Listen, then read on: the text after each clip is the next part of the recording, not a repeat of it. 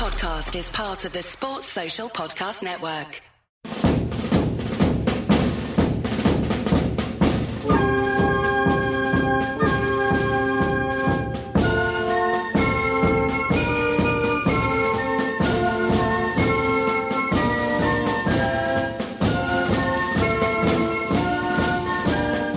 Hello everyone, I'm Chris Wynn. Welcome to our weekly episode of On This Week on Haway The Podcast, as we enter the second week of the first international break, with Sunderland fans all getting nosebleeds as we sit in the top six of the Premier League, dreaming of European Conference League ties in Estonia and Latvia next season, maybe.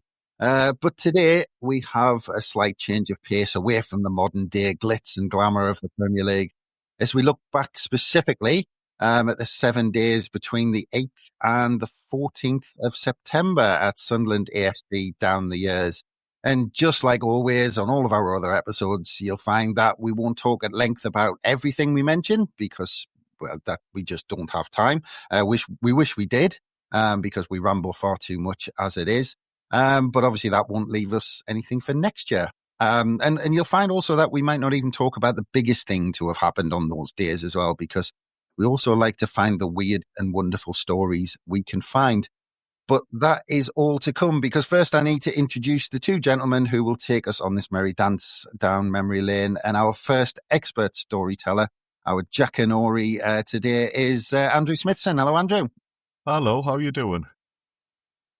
Yes, I'm good and looking forward to another On This Week, mate. But, it's funny because I was thinking this, like, it seems to be Premier League and transfer window, deadline day, all breakneck speed. This is a nice change of pace, isn't it? That's exactly what it is. We're just going to take our time, talk about a few memories, talk about a few famous names and famous games. And as you said earlier, I think we're just going to have a nice ramble through the archives. Yeah, that's it. And I mean, we definitely need the Last of the Summer Wine theme tune for this podcast every week. But of course, it's not just me and Andrew. We do as well have the legendary Kelvin Beattie. Hello, Kelvin. Good morning, lads. How are you both this morning? Doing good, mate. Doing good. And then we were chatting before we hit the record button, Kelvin, and you were talking about people listening to these, giving us feedback. You hadn't even taken your seat on the bus, had you? And you were already getting stick for a couple of things that you'd missed on Bobby Kerr. Well, no names, no pack drill. You're hoisted by your own petard sometimes, I tell you.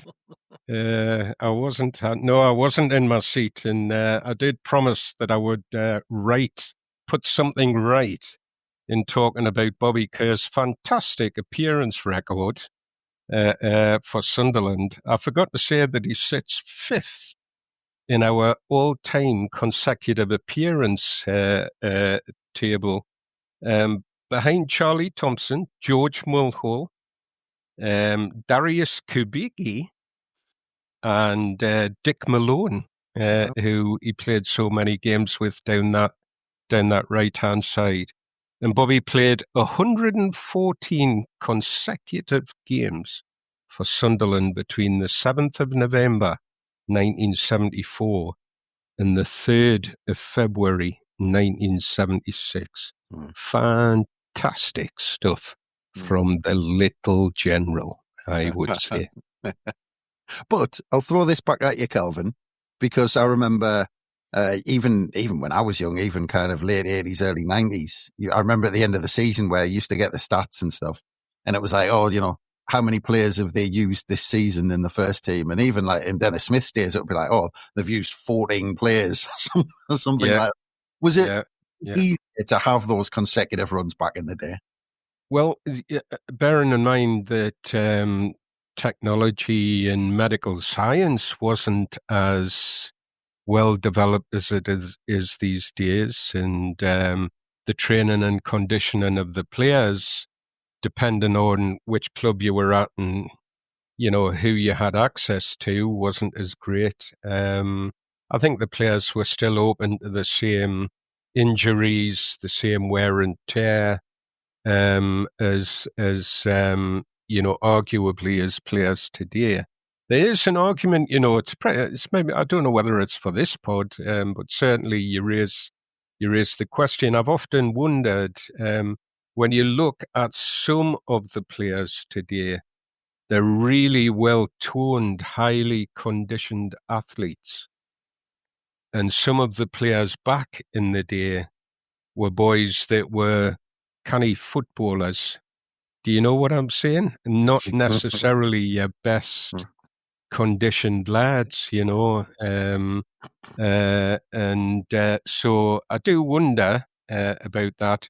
But the counter argument is the injuries continue for these highly toned, highly conditioned players, you know. Yeah. Some might argue more so today than ever before. But I have a theory about that. When the mountain meets Muhammad, you know, so if you've got two really highly conditioned, highly toned players cracking into each other, you know, the impacts are going to be greater. So I think there's pros and cons to it. I don't know whether that answers your question, but squads were definitely smaller. Yep. Well, there's something to be said for, you know, a few pints, a pack of fags, fish and chips, and the magic sponge back in the day as well. I think. Speak for yourself, Chris. I could have played back then, and I could have played now if things had taken a different turn.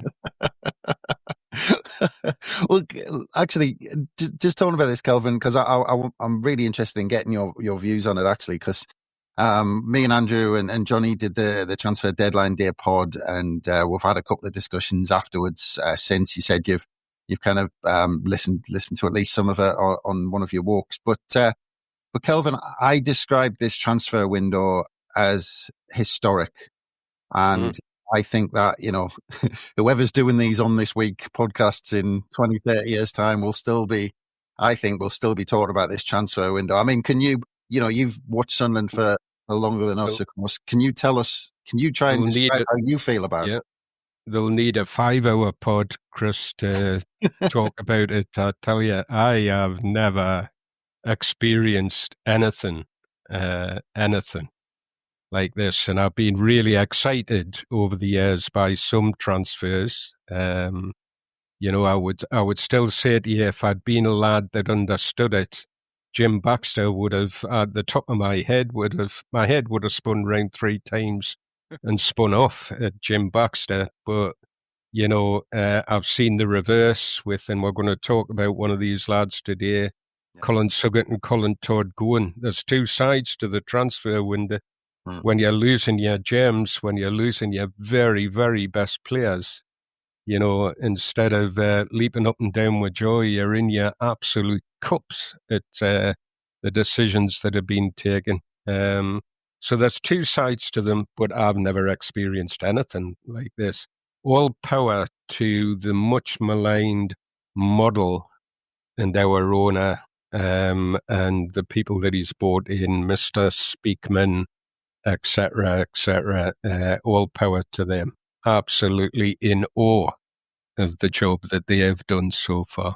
Yeah, absolutely. Couldn't agree more. And yeah, so right, let's get into our week ahead with Sunderland AFC in terms of looking back through the years. But first, of course, Andrew, we need to go through the quiz, because I'm sure there's people out there with the answer written down in front of them going, I'm sure it must be this. Well, of course, I mean, I can't go to the game now without people just shouting years or player names at me, you know, just begging for an early answer. It's a bit like Kelvin. Kelvin can't get on the bus now without getting a bit of an earache off some of the regulars. So yeah, the question was based on the 13th of September. It was when myself and Martin were on with Rob Mason. We beat Leeds United under Roy Keane. And what I wanted to know was the year and who the scorers were. We went to Elland Road and we won 3-0. Now, you might be looking at me, lads, and thinking, well, this is fairly recent. This is quite an easy one. But we're hoping, aren't we, that there's a few younger fans listening into these pods and getting into the history so that like Kelvin said, when there's a 5-hour pod to be done in a few years about our 2025, there's some young pretenders to take us over. So yeah, we went a little bit more recent. It was 2006, which was a memorable time when Roy Keane kind of swept in and the club just had this transformation overnight almost. He signed 6 players, was it, on transfer deadline day? 2 of them scored at Leeds. That was Liam Miller and Graham Kavanagh. And the other goal scorer for Sunderland that night, that famous night, was Stephen Elliott. So there you go. And if you did get that, well done. Yep, that was back in 2006, Andrew. But you said overnight. It's funny, isn't it? There's this perception that, kind of he burst through the saloon doors, the good, the bad and the ugly, and kind of said, right, I'm going to wave my magic wand. But actually, if you look back at that season, it took him some time. Yeah, that's a fair point. He had that mad deadline day. We brought all of those players in. We got a lot of attention with it being Roy Keane's first managerial appointment. But that's very true. Would you say it was maybe after the January transfer window that we really hit our straps, I think? I remember going to an away game at Preston and we got absolutely thumped. Martin's favourite, Danny Diccio, was playing for them at the time, and they tore us apart. I seem to think it was 4-1. And we had a few iffy home results as well. A couple of teams came to the stadium and beat us. So, yeah, true. Maybe it wasn't quite an overnight success under Roy Keane. It was a slower burn than you like to remember. But, hey, we got there in the end, so it all panned out okay. Yeah. Yeah, it's funny though, because everyone just thinks we suddenly shot up the table. But looking, when you kind of look at that season as a whole, I think we got beat. I think you might have mentioned, I don't know if it was the same one, but Preston at home on the 30th of December. Oh, there was that as well, yes. Yeah, we got beat 1-0. That left us 12th in the table on New Year's Day. Until we played Leicester and beat them. So it wasn't an overnight thing. No. Mm-hmm. Preston as well. I think Preston knocked us out of the cup that season. And I don't think Preston... it was only a week later, wasn't it? I don't think Preston ended up troubling the playoff spots or anything. So it just further evidence to back up what you're saying, Chris. We didn't become the all-conquering team straight away. Did you say that Danny Diccio played for Preston? I think he did. Yes, is that right? Does that tie in with your memories, Kelvin? I guess that's why I'm asking. I hadn't remembered that. Tommy Miller did in those games. Oh, but then, right? Yeah, Danny Diccio didn't. And just incidentally, you mentioned Preston. It finished at 1 point out of the playoffs. Oh, okay, all right. So I've got everything wrong there, basically. I mean, did Roy Keane even take over that season? I could be talking absolute nonsense. Well, that's a good start anyway. Let's get into it anyway with September the 8th. And actually, it's not often this happens, but we're going to get straight into it to one that Kelvin wanted to spend a bit of time on today, because on the September the 8th, 1934, a Patsy Gallacher hat-trick helped Sunderland beat Chelsea 4-0. And that meant we stayed top of Division 1 in the early stages of the 34-35 season, Kelvin. But you wanted to talk a little bit about Patsy Gallacher. Oh, yeah. Any player that's 5'6" inches tall, have an affinity with, Chris. So, and he's definitely one of them. His nickname was the Mighty Atom. Was his nickname. And he played for us he made his debut in 1929, but he came up through what was then called the ground staff. But he's a Scot. He comes from Scotland, and came up through the ground staff. And this lad, whenever I read about him, there's a great Roker Report article by one of Roker Report's best writers, on the Mighty Atom. for anybody that wants. Yeah, I was just looking at it's some sort of K Beatty, but yeah, he's wrote one or two for us. Funnily enough, K Beatty insists we all refer to him as a mighty atom behind the scenes as well. So yeah. Easy, lads, easy now. Come on, be nice, be nice. You were all very nice to Rob Mason last week, so be nice to me. But it's an aside, but is he not great to listen to, Rob Mason? Brilliant. I Absolutely love listening brilliant. to him, man. Yeah. I could sit and listen to him all day. Yeah, I think I like listening to him better than I like listening to Wallace, to be honest. But, it's all right. I'll edit that out, Kelvin. No. Yeah, thanks. Cheers. So Patsy Gallacher, Scott came to us, played a little bit of football in Scotland, in junior football mainly, and then came to us to our ground staff.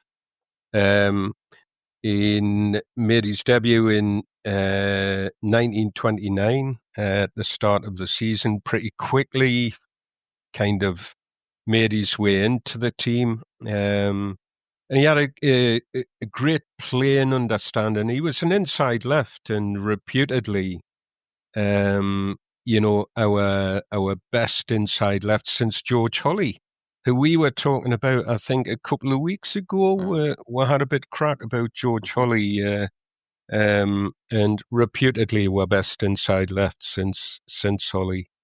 He was a very, very consistent player according to the records, according to all the cuttings that I could find about him, and had this great playing relationship with Rach Carter when he joined the club. The two of them had this ability to interchange positions and seemed to be absolutely on each other's radar when they played together. Listening to and reading about him, I always got, for the people that saw Dennis Stewart and Billy Hughes play together, they could be like that. They used to interchange a lot. And that's what it conjures up for me when I hear about Carter and Gallagher playing together. Sadly, he only ever got one cap for Scotland, which was always a bit of a mystery, really, given his levels of performance and his goal scoring. But there was a hell of a lot of competition around for that inside left berth at the time. So he's just a player that captured my imagination from days of yore and from where 1935-36 league title side and the 1936-37 cup winning team. Just seems to me to be a fantastic figure from our history. I would have loved to have everything I read about him. He's just one of these lads. I think, I would have loved to have seen him play. He just sounds just a wizard on the ball, and typical what we used to call archetypal Scottish Tanner Bob player. You could turn on a sixpence and be gone. That kind of player. But particularly his playing relationship with Rach Carter, and I know Carter had some nice things to say about him when he played with him.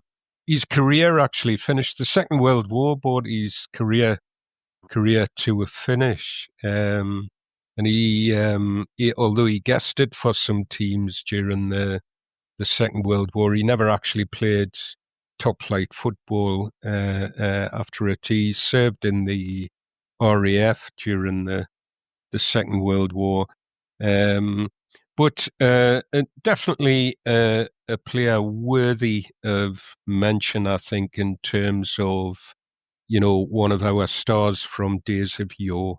Patsy Gallacher, the mighty atom. Yeah. Kelvin, that's quite interesting about Gallagher, like you, whenever I've heard or read about him, he seems like a really fun player to watch, really highly skilled.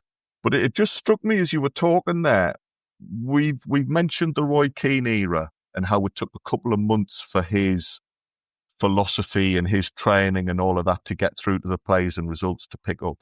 When you look at Johnny Cochran putting that team together, did you say, Gallagher's debut was 1929? Yeah. Was that the, yeah. Yeah.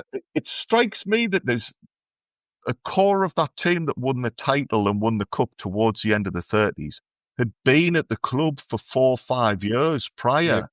You're right.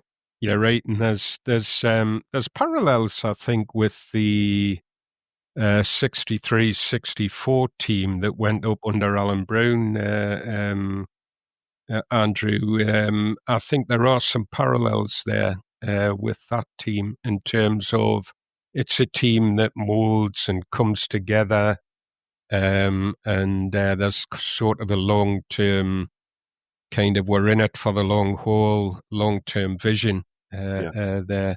Maybe Cochran is a manager not under pressure the way that modern-day managers are to produce results immediately.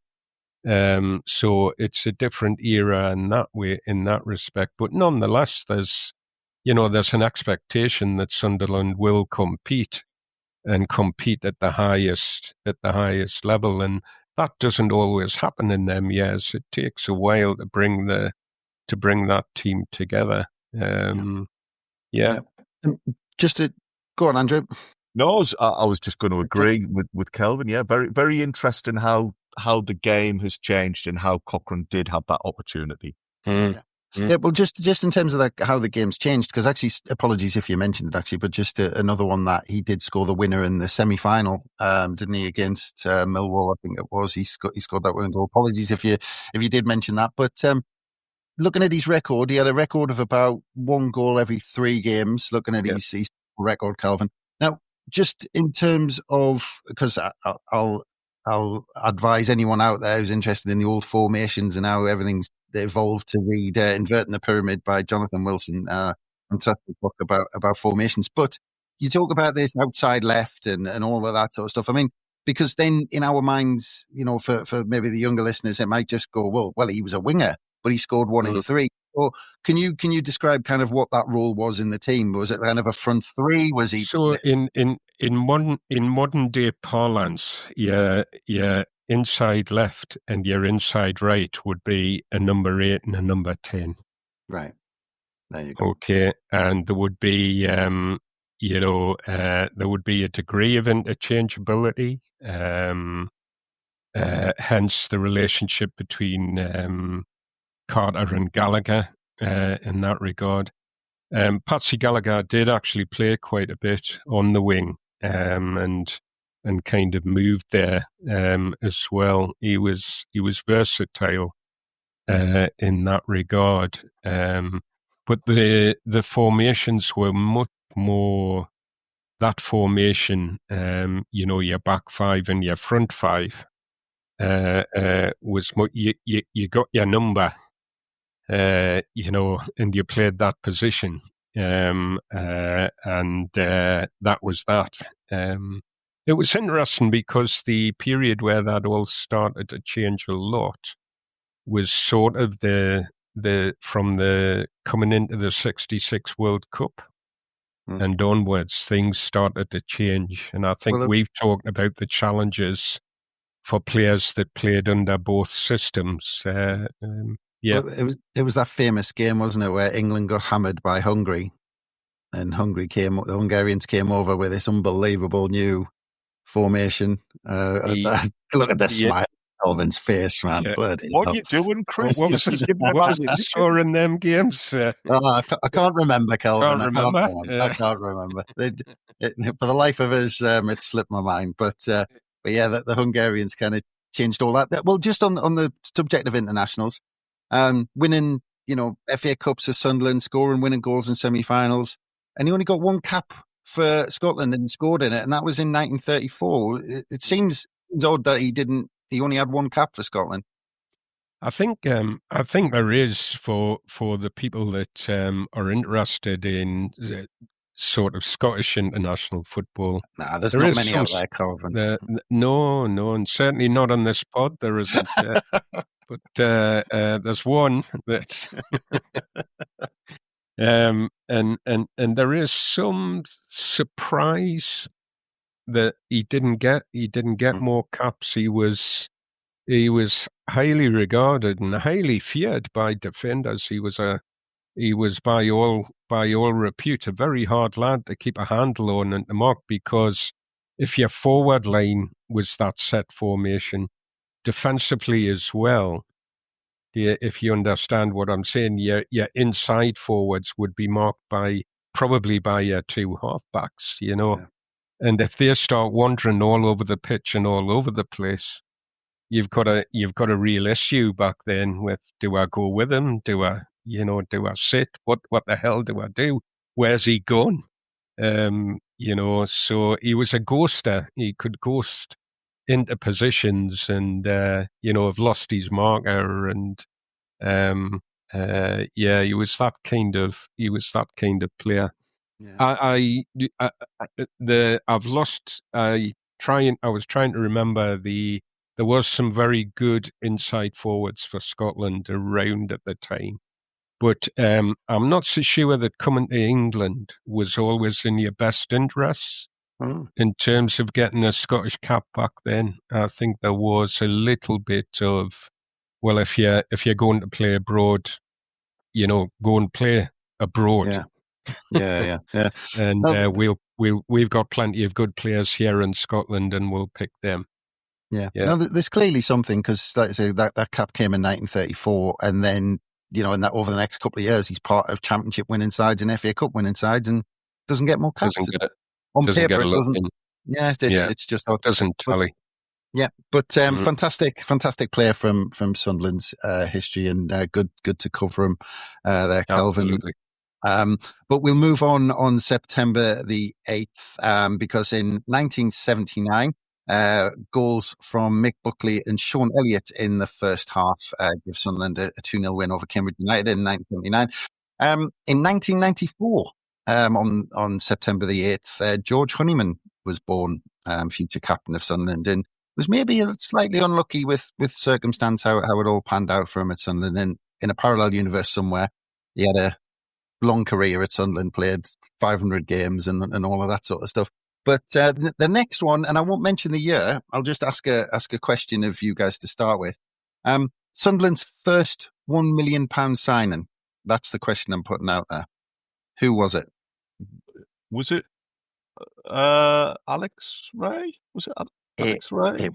I was going to say Don Goodman, but no, Don Goodman was just short. Yeah, it was just short. I think Don Goodman was something like 850,000 or something like that. The other the confusing one in there is David Kelly, because he signed for 900,000, and it was 100,000 more if we got promoted. So he became a £1 million signing, but wasn't the initial fee of £1 million. And the first £1 million signing was actually Alex Ray. Right, Alex Ray. He was worth every penny. David Kelly was never a £1 million player. Not at that point, he wasn't, certainly, especially not as a right winger, which he suddenly became. Not. Yeah. But and it was broken like a week or two later when Niall Quinn signed for 1.3. So Alex Ray was our record signing for a couple of weeks or something like that. He was worth every bob, him. Yeah, absolutely. Well, I mentioned that because in 2001, on September the 8th, the lads beat Blackburn Rovers to record their second successive home win. It was Niall Quinn scored the winner. It was 1-0. But I mentioned Alex Ray because this was Alex Ray's final game for Sunderland back in 2001. And of course, he made that £1 million move in the summer of 1996. So again, we move on to 2003, and Scottish international from the 1950s, left back Joe McDonald passed away sadly, aged 74 in Adelaide. And the last one, to move on to 2020, and that let's just chuck this one in just to mention it. But on September the 8th, 2020, Sunderland beat Aston Villa under-21s 8-1 in the Peter Payne Leyland Duff Auto Windscreens Cup. So let's move on swiftly from that. And let's move on to September the 9th, because we'll go to, Kelvin's talked about this guy quite a lot, but September the 9th, 1962, Scottish international outside left, George Mulhall. He signed from Aberdeen for 25,000. Good lad, good player.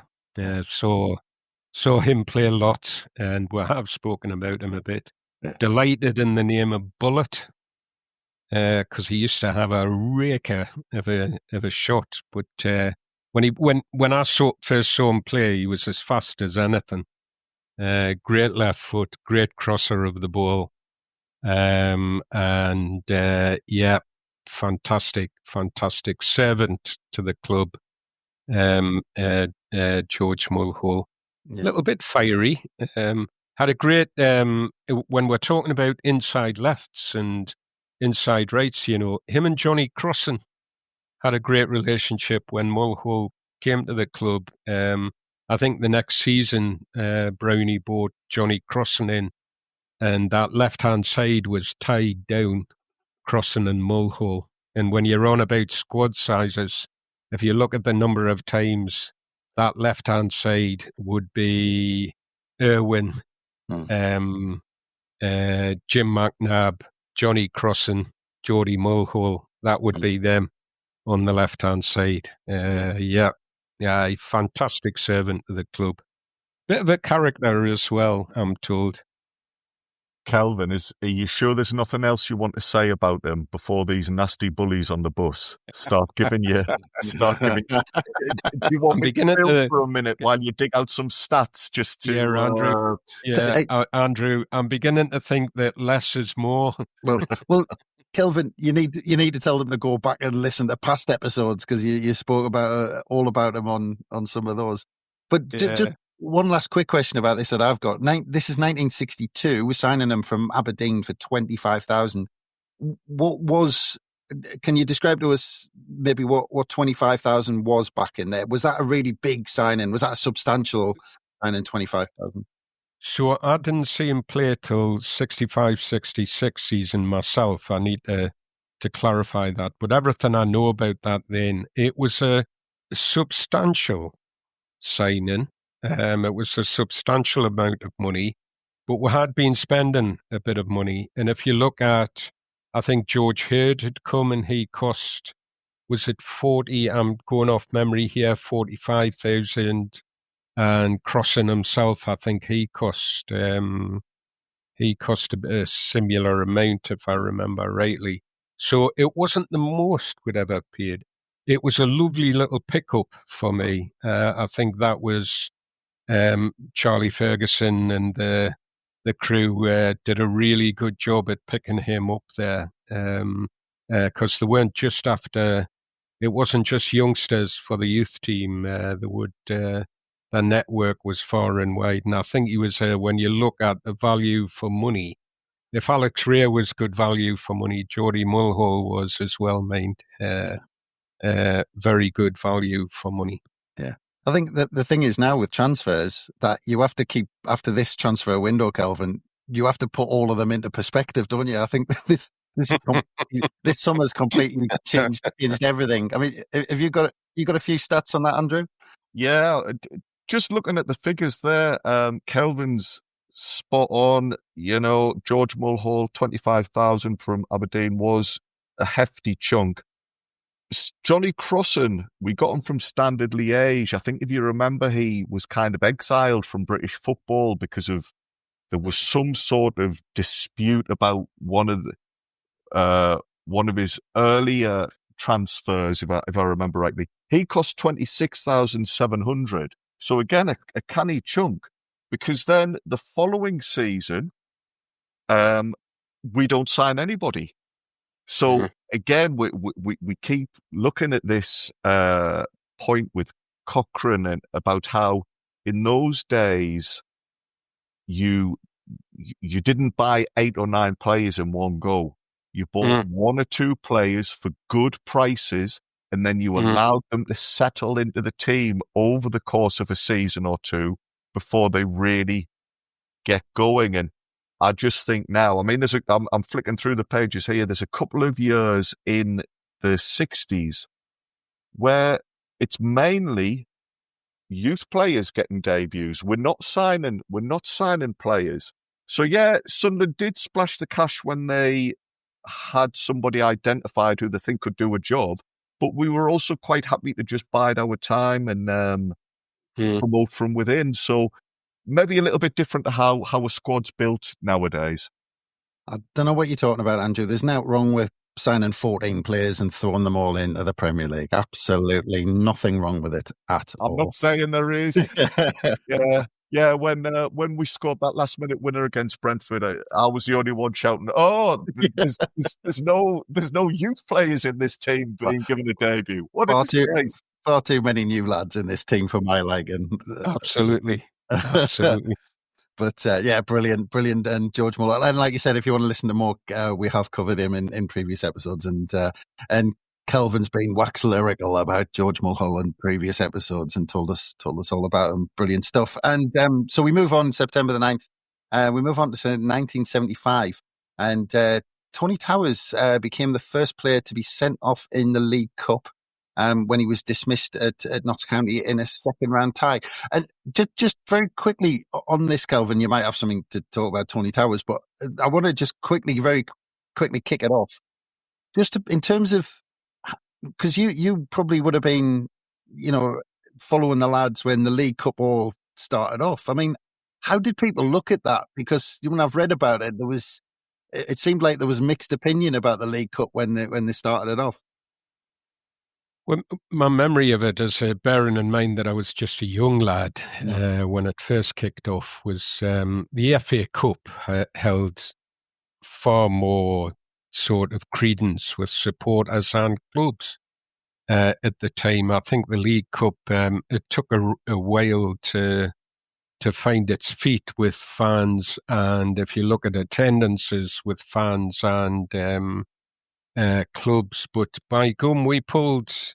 I certainly remember by 1973-74, I can remember some spanking ties in the League Cup, especially playing against Derby County in a really thrilling tie in a really big night under the lights at Roker Park. The ghosts of our past legends were dancing all over the stands that night, in a rerun of the 73 Man City tie that night. It was a fantastic game. So by that point, if I use that as a marker, I would say that people definitely had the League Cup on their agenda, and it was a great way of clubs in the lower divisions to get to play against, and to get to play against the teams in the top tier. And my memory of that is fans would definitely come out for those big ties, but not necessarily for the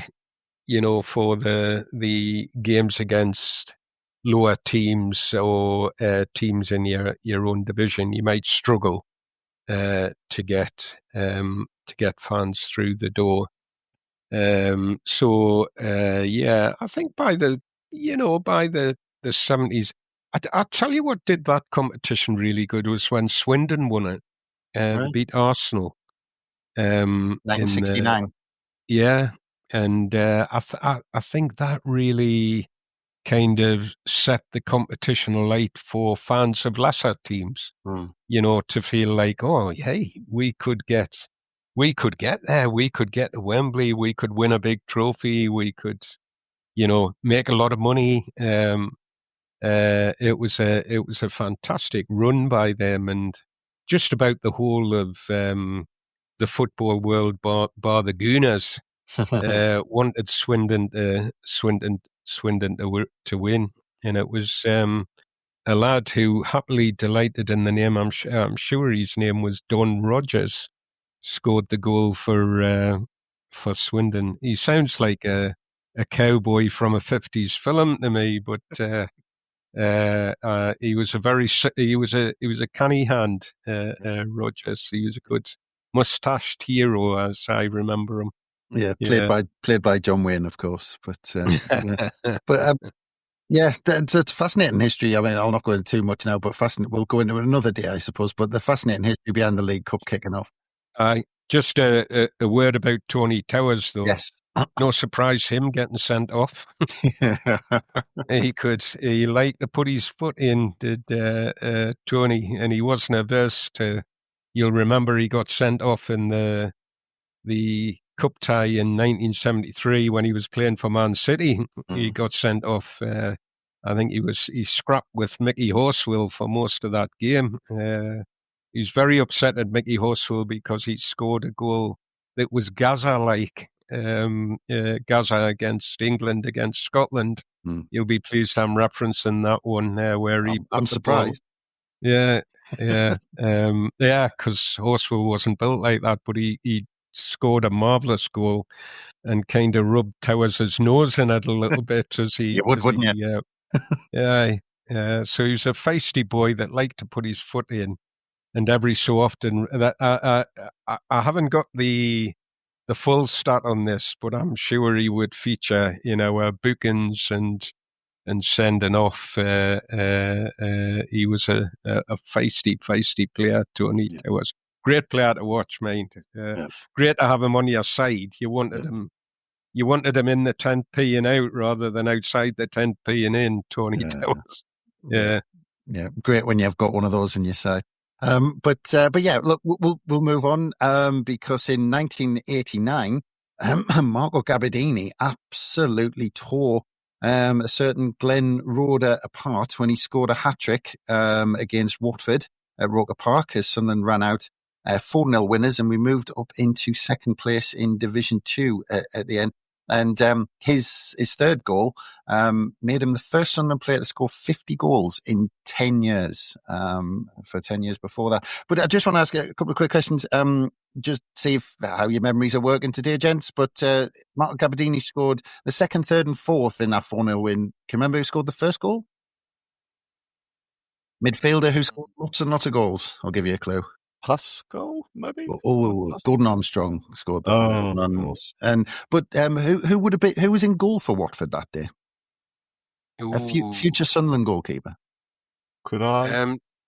Chamberlain? Not quite Chamberlain. Was Tony Colton still at Watford then? It was Tony Colton. He was in goal for Watford. And last question, which two brothers played for Watford that day? Oh, I can't think of. That's a good one. It is a good one, isn't it? I can hear the cogs turning for me. Oh, well, let's have a clue, please. Any hint? One went on to play for Wimbledon and one went on to play for Sheffield United. The Holds were. Yes, it was. Absolutely. Oh, nice shout again, Andrew. Oh.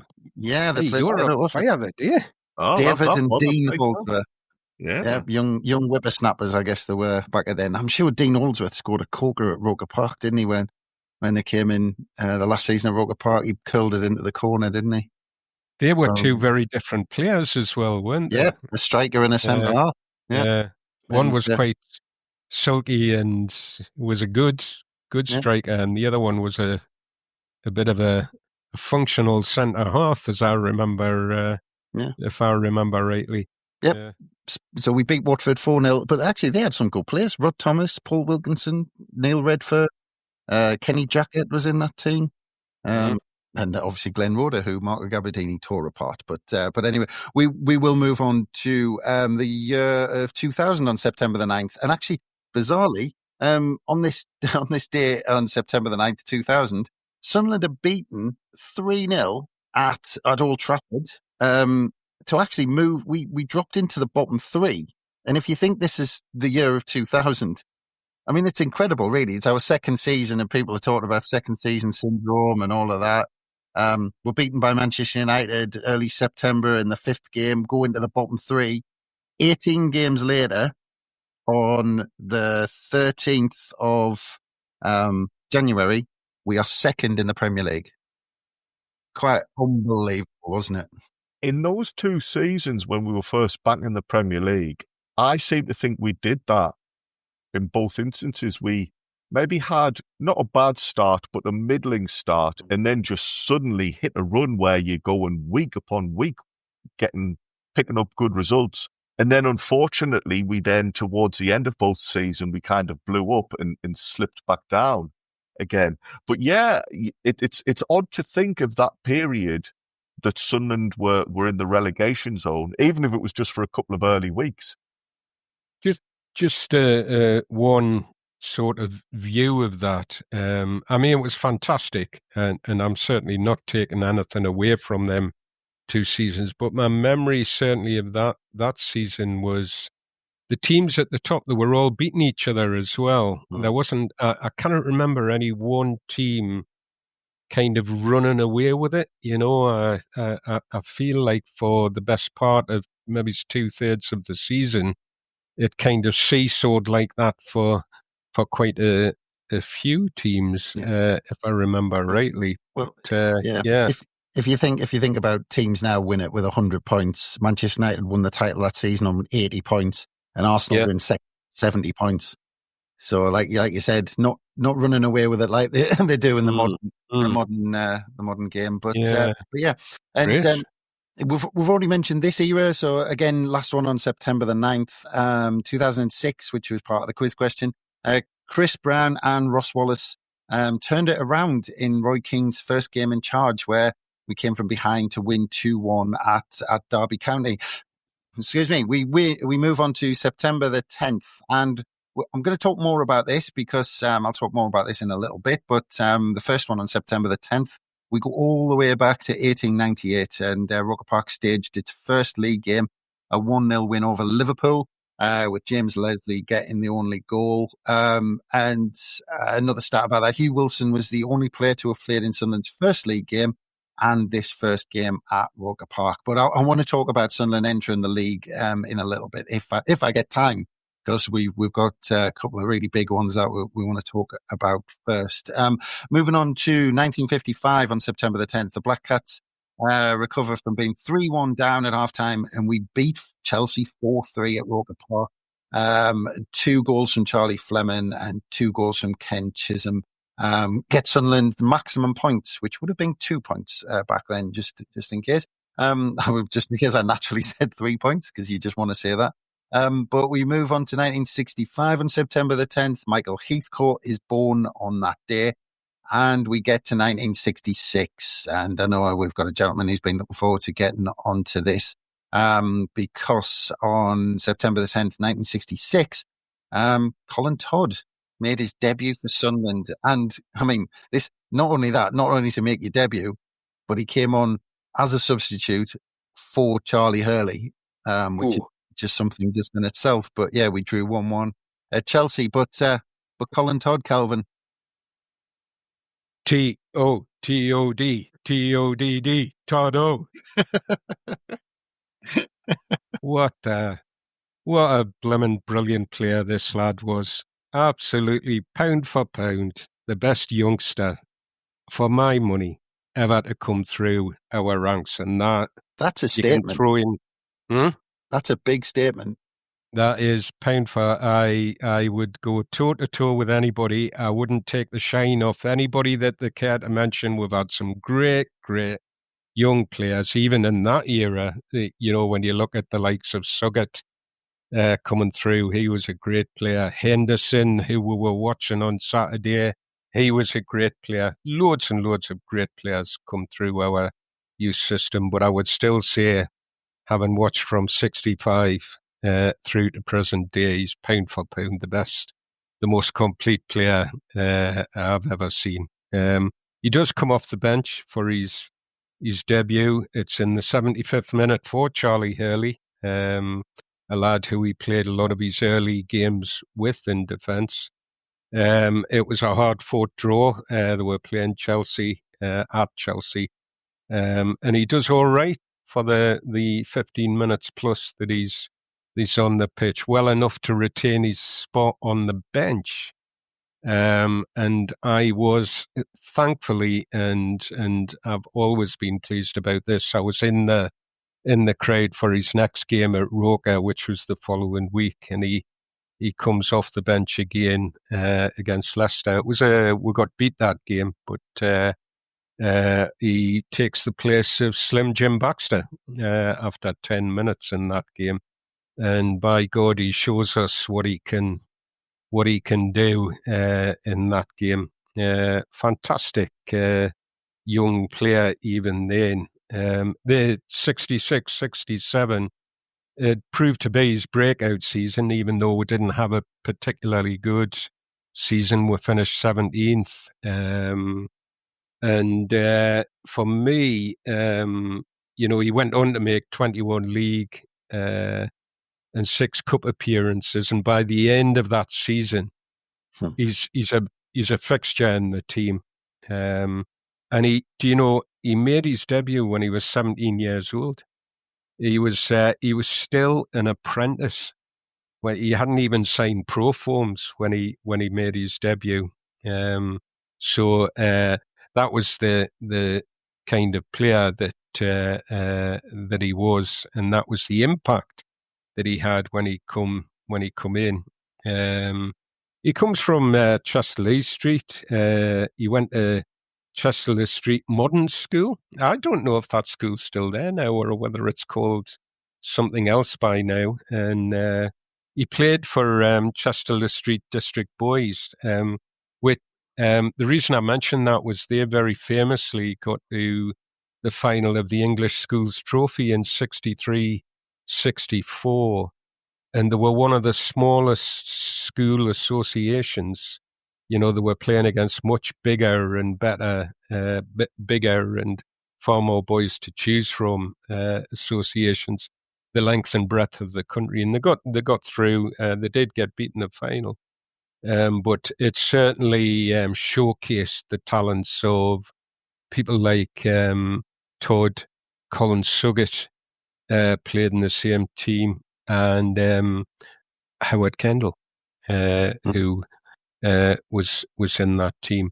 He was a lad as a youngster. He played a lot. He's one of these kids, and having been somebody that to a lesser stage. How can I talk about myself and my own career when I'm talking about Colin Todd? But I'm just wanting to say that one of the things that can sometimes happen to half decent players when they're younger is that they get pulled up into older age teams, and you sometimes get the football kicked out of you. But he would play up in his age grade, and quite often played as a centre forward, and he was a goal scorer in centre forward when he played up in his age grade. But he was a halfback.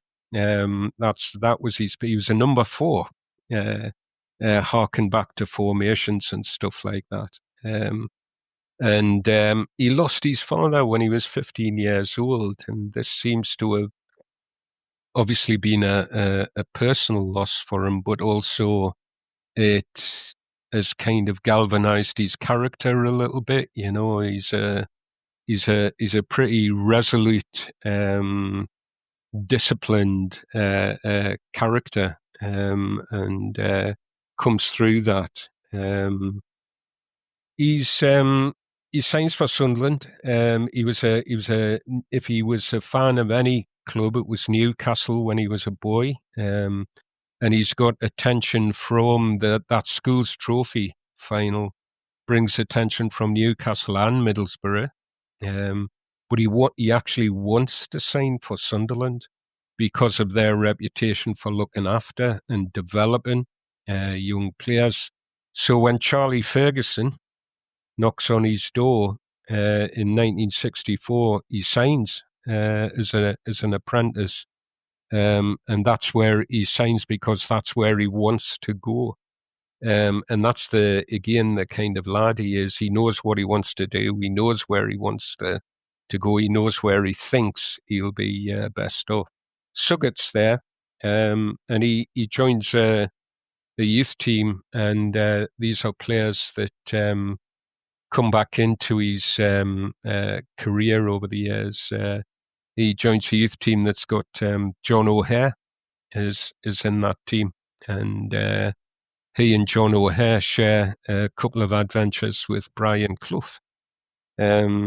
So the plays for the youth team. Brian Clough's coaching the youth team. Clough's injured, and trying to get himself fit to make his comeback, and he's coaching the youth team, and it's a good youth team. I'll just shout out some of the names in that team. You've got John O'Hare, you've got Jimmy Shoulder, a really, really good young fullback who would have played a lot more games for Sunderland if it hadn't been for Lenny Ashurst. Colin Suggett, Derek Forster, Bobby Kerr, Billy Hughes. Fantastic players who played lots and lots of games for Sunderland. They get the semi-final of the FA Youth Cup against a very, very good Everton team. And that Everton team, they go on in the coming years. They make the FA Cup final. They win the league. A couple of seasons later, I think 69 springs to mind. 69-70, I think they win the league, and it's some of the core of that Everton team that they play against. In 65-66, they get to the final of the FA Youth Cup, and they've just added a couple of more players to that team. Brian Chambers and Malcolm Moore come in. Malcolm Moore was a big centre forward who played some games for Sunderland. Brian Chambers, just a shout out here, he went to the same school I went to, and he was there long before me. But as I started my school education in Newcastle, he'd not long left, and he was held up as a role model, as somebody him and Mick McGibbon, they both went to the same school, so he was held in quite high esteem at the school, and was a lad I kind of followed a little bit because of that connection. But that team gets all the way through to the final of the FA Youth Cup, and plays against a very good Arsenal side in the final. They're beaten over two legs, but these players are right on the, they're right up there. They're on the agenda. They're in the public eye, the northeastern public eye to a degree, and northeast sports writers are starting to pay attention to quite a lot of these lads. And then at 66-67 is his breakout season. Toto does play a small part in the Sunderland get to the FA Youth Cup final again and win it this time. But it's a small part that he plays in that, because his breakout season's underway, and he's definitely playing for Sunderland in the first team. He wins 3 England youth caps in 66-67. Remembering that for the start of that period, 66-67, he's still 17. So he's being recognised. People are recognising him as one of the best young players around. He's after that, his career at Sunderland really takes off. He's playing number 4.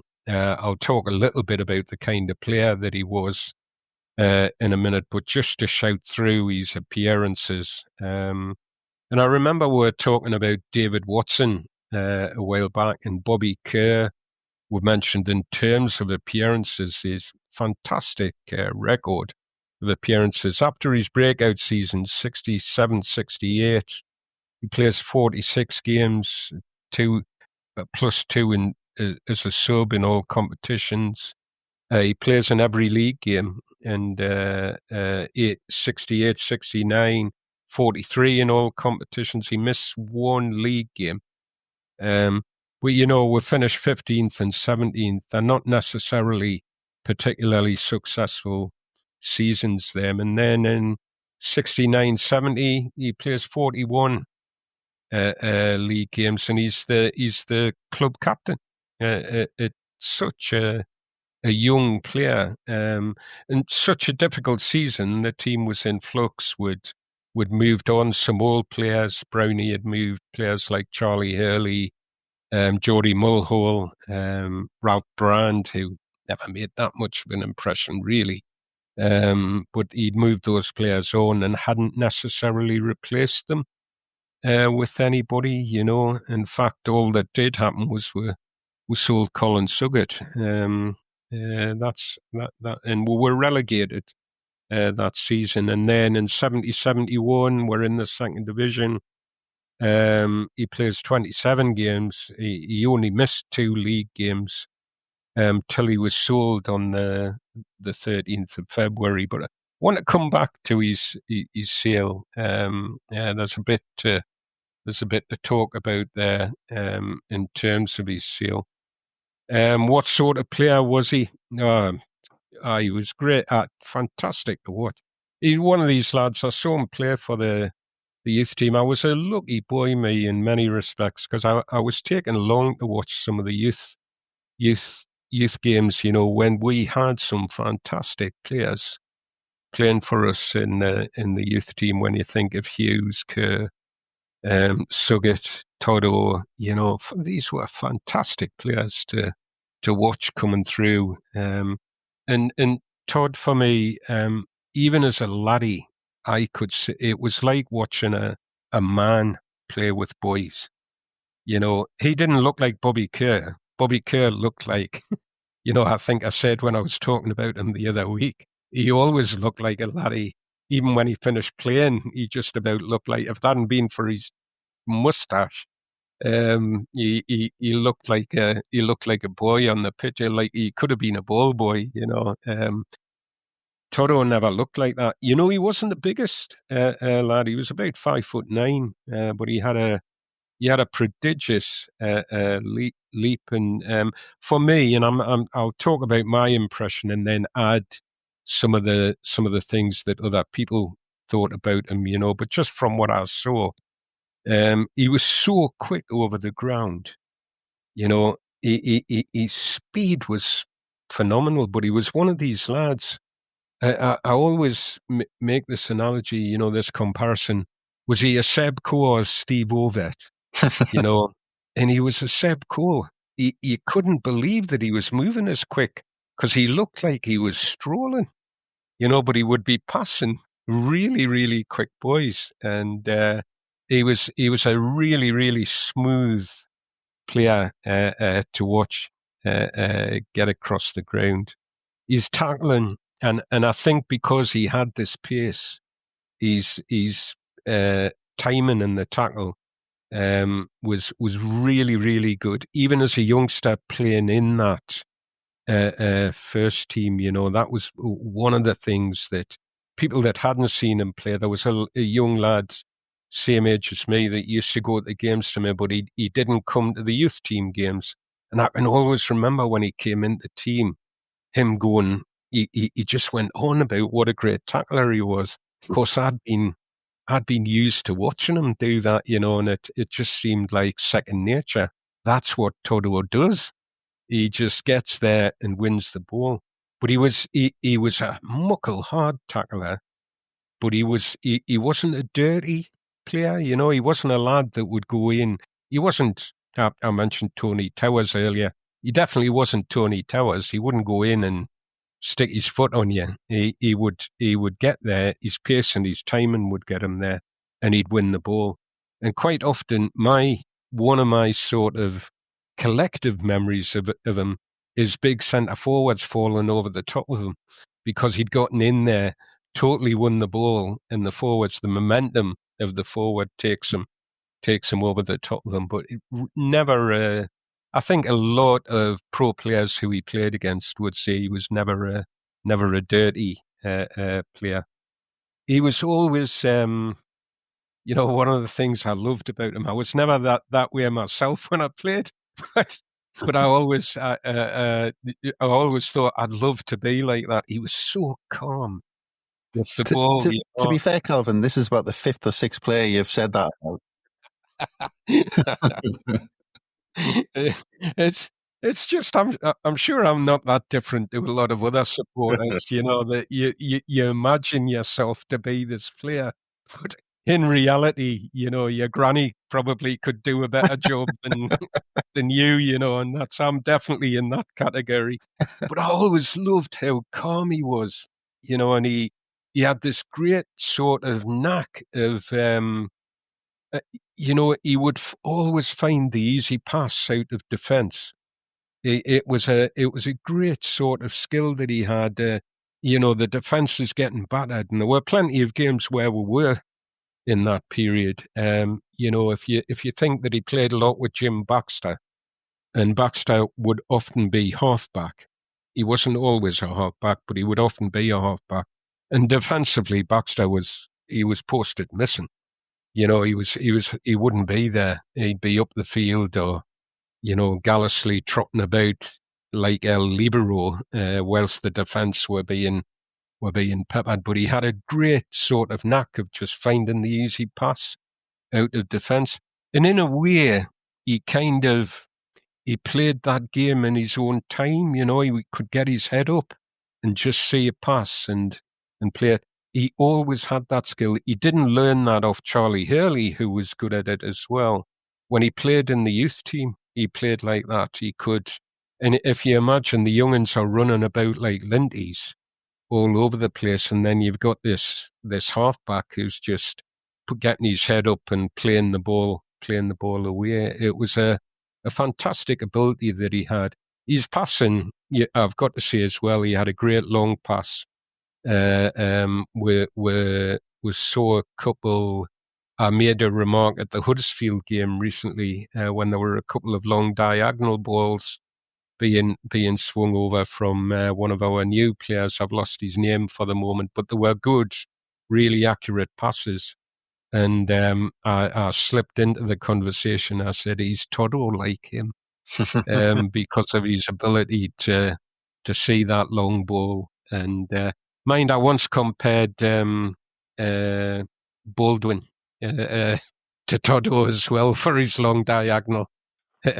His long diagonal pass. So, and I do remember that at the time going back that actually someone who did seem to get a lot of comparisons with Colin Todd, and you might just say it was rubbish, but it was back in the day. Jody Craddock seemed to get quite a few comparisons. Yeah, I could see why people would say that.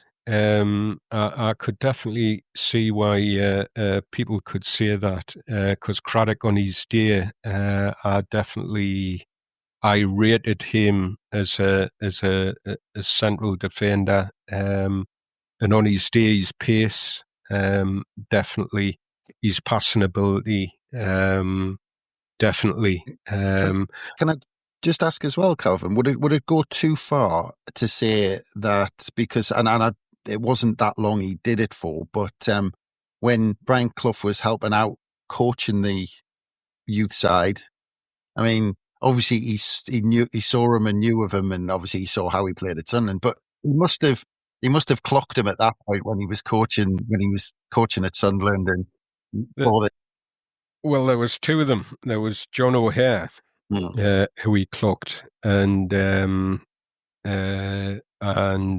Todo, who he would definitely have clocked. There is a story about there's a northeastern journalist called Doug Weatherall, and old school, Doug Weatherall. I think he used to write in the Sunderland programme sometimes, Doug Weatherall, but definitely a lad I used to like to read. Him and Bob Cass were two of my favourites, and Doug Weatherall, he tells it he was a great fan of Toto, and one of his stories was in 1965 he approached Brian Clough when Cloughy was coaching the team, and he asked him, who's your best player? And he said Clough didn't break sweat, just turned round, looked at me and said, the number 4, Todd. And that was it, and he said, I've remembered that. Wow. Just, and he was so emphatic, and he said, bearing in mind that we're looking at a youth team that's full of really good players. And he didn't even break sweat. He didn't even think about it, Clough. He just turned round and said, number 4, Todd. Fantastic youngster, always with that a little bit of difference. I'll tell you who one of the players in terms of impact in being a youngster. This might be. I'm just trying to bring it closer, align it closer with people that are maybe too young to have even seen him play. I always remember we played Man United in the semi-finals of the Youth Cup. I think it was in 1982, and Norman Whiteside and Mark Hughes played in that Man United team. Mm.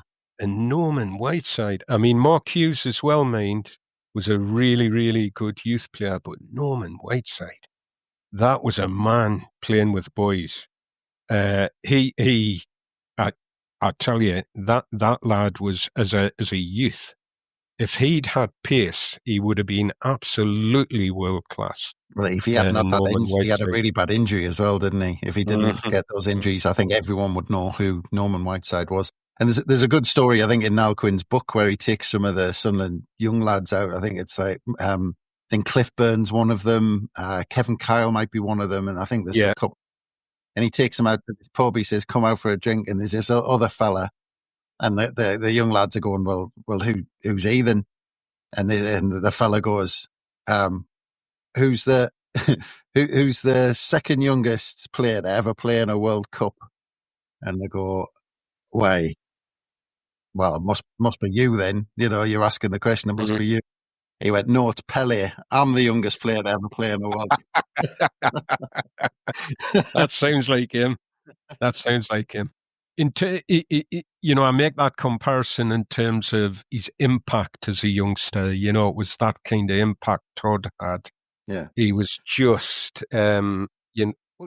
Just looking in numbers, Kelvin, because you're talking about that first breakout season. He made his debut, 27 games, but then the next 3 seasons in Division 1, when we finished 15, 17, 20, and then ultimately get relegated, he plays 46 games in total, 43 games in total, and 45 games in total.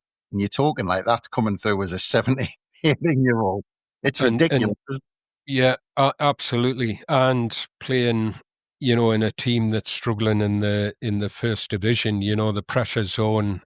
Brownie, the manager, although he's an advocate of youth, he can be absolutely savage. If you're not doing a job, you're out, and that never happens to Todd. He once he gets in, he stays in, part of that as well, in terms of his character and his personality. I'm coming back to that because this comes across the more you read about him, the more you listen to other people talking about him. He was a Rolls Royce of a trainer. He turned up for training every day. He absolutely, would be. I cannot remember. I'm trying to remember which Sunderland player it was. I think it might have been Len Ashurst or Charlie Hurley. One of them two was talking about him being promoted to train with the first team, and they just said this lad turned up and was just every drill, every sprint, he was just coasting past everybody. Jody Mulhall got the wires on because he went past him, and all this kind of crack about him just being a Rolls Royce of a trainer. And there's a story, about him. He was talking about playing with Charlie Hurley and asked about some of the difficulties that were around at the time playing in that team, where there was a lot of division in the dressing room, between Hurley and Baxter. And I'm trying to remember exactly what it was that he said about Baxter, but it gives away a little bit about his temperament, and that's so it was something like, Baxter was a genius. Baxter could, he could play, he could tear teams apart, but we never saw the best of him at Sunderland. The drink caught up with him, and I don't care what you say if you don't look after yourself. it'll come and find you out. And I think that was his sort of character. That's what he was saying about himself as a professional football player. That seemed to be his discipline. He was an absolute role model of a trainer. I think in that regard, fit as a flea, and plenty to offer in terms of stamina as well as pace on the pitch. He could play a number of positions as well. He wasn't stuck, and he used to get used a bit by Ian McCall, of all people. I never have many nice things to say about Ian McCall, but obviously McCall brings him in. He's a Charlie Ferguson recruit, but McCall brings him into the first team. He cannot ignore him anymore, brings him in. And Toto has a license to get forward from his half-back position. And Charlie Hurley, I remember reading something from Charlie Hurley about that, saying that he was so quick. Charlie Hurley said that I thought when he came into the team, he was so quick, he had 2 great feet. And I thought he'd put 2 to 3 years on my career at Sunderland. That's how well he rated him. I think the feeling was mutual. Toto reputedly enjoyed playing beside Hurley and benefited from his experience. And in many respects, although there were different statures, one at the end of his career, one at the start of his career, they shared some things. I think they did like to play the beautiful game from defence. Hurley was always, he loved a dummy and a little back heel out of defence and that. And I think Todd had that in him as well. But obviously Todd's coming into those games, young, fit, fast, and a handful on the pitch. One of the things I did want to say about him, I did want to come back to his sale if there aren't any other questions about his time with us. Well, I was just going to, you might come on to it, Kelvin, but just because you're going into his sale, I was just thinking, because in the modern day, you always assume that teams that get relegated are going to lose players. Was that the same back at this time? There was lots of rumours that he was going to go, and it would be fair to say that the Colin Suggett sale had sat badly with the support, and I think you can see if you look at attendances and stuff like that, that there was attendances started to drop. There was a lot of rancor, I think, amongst the support.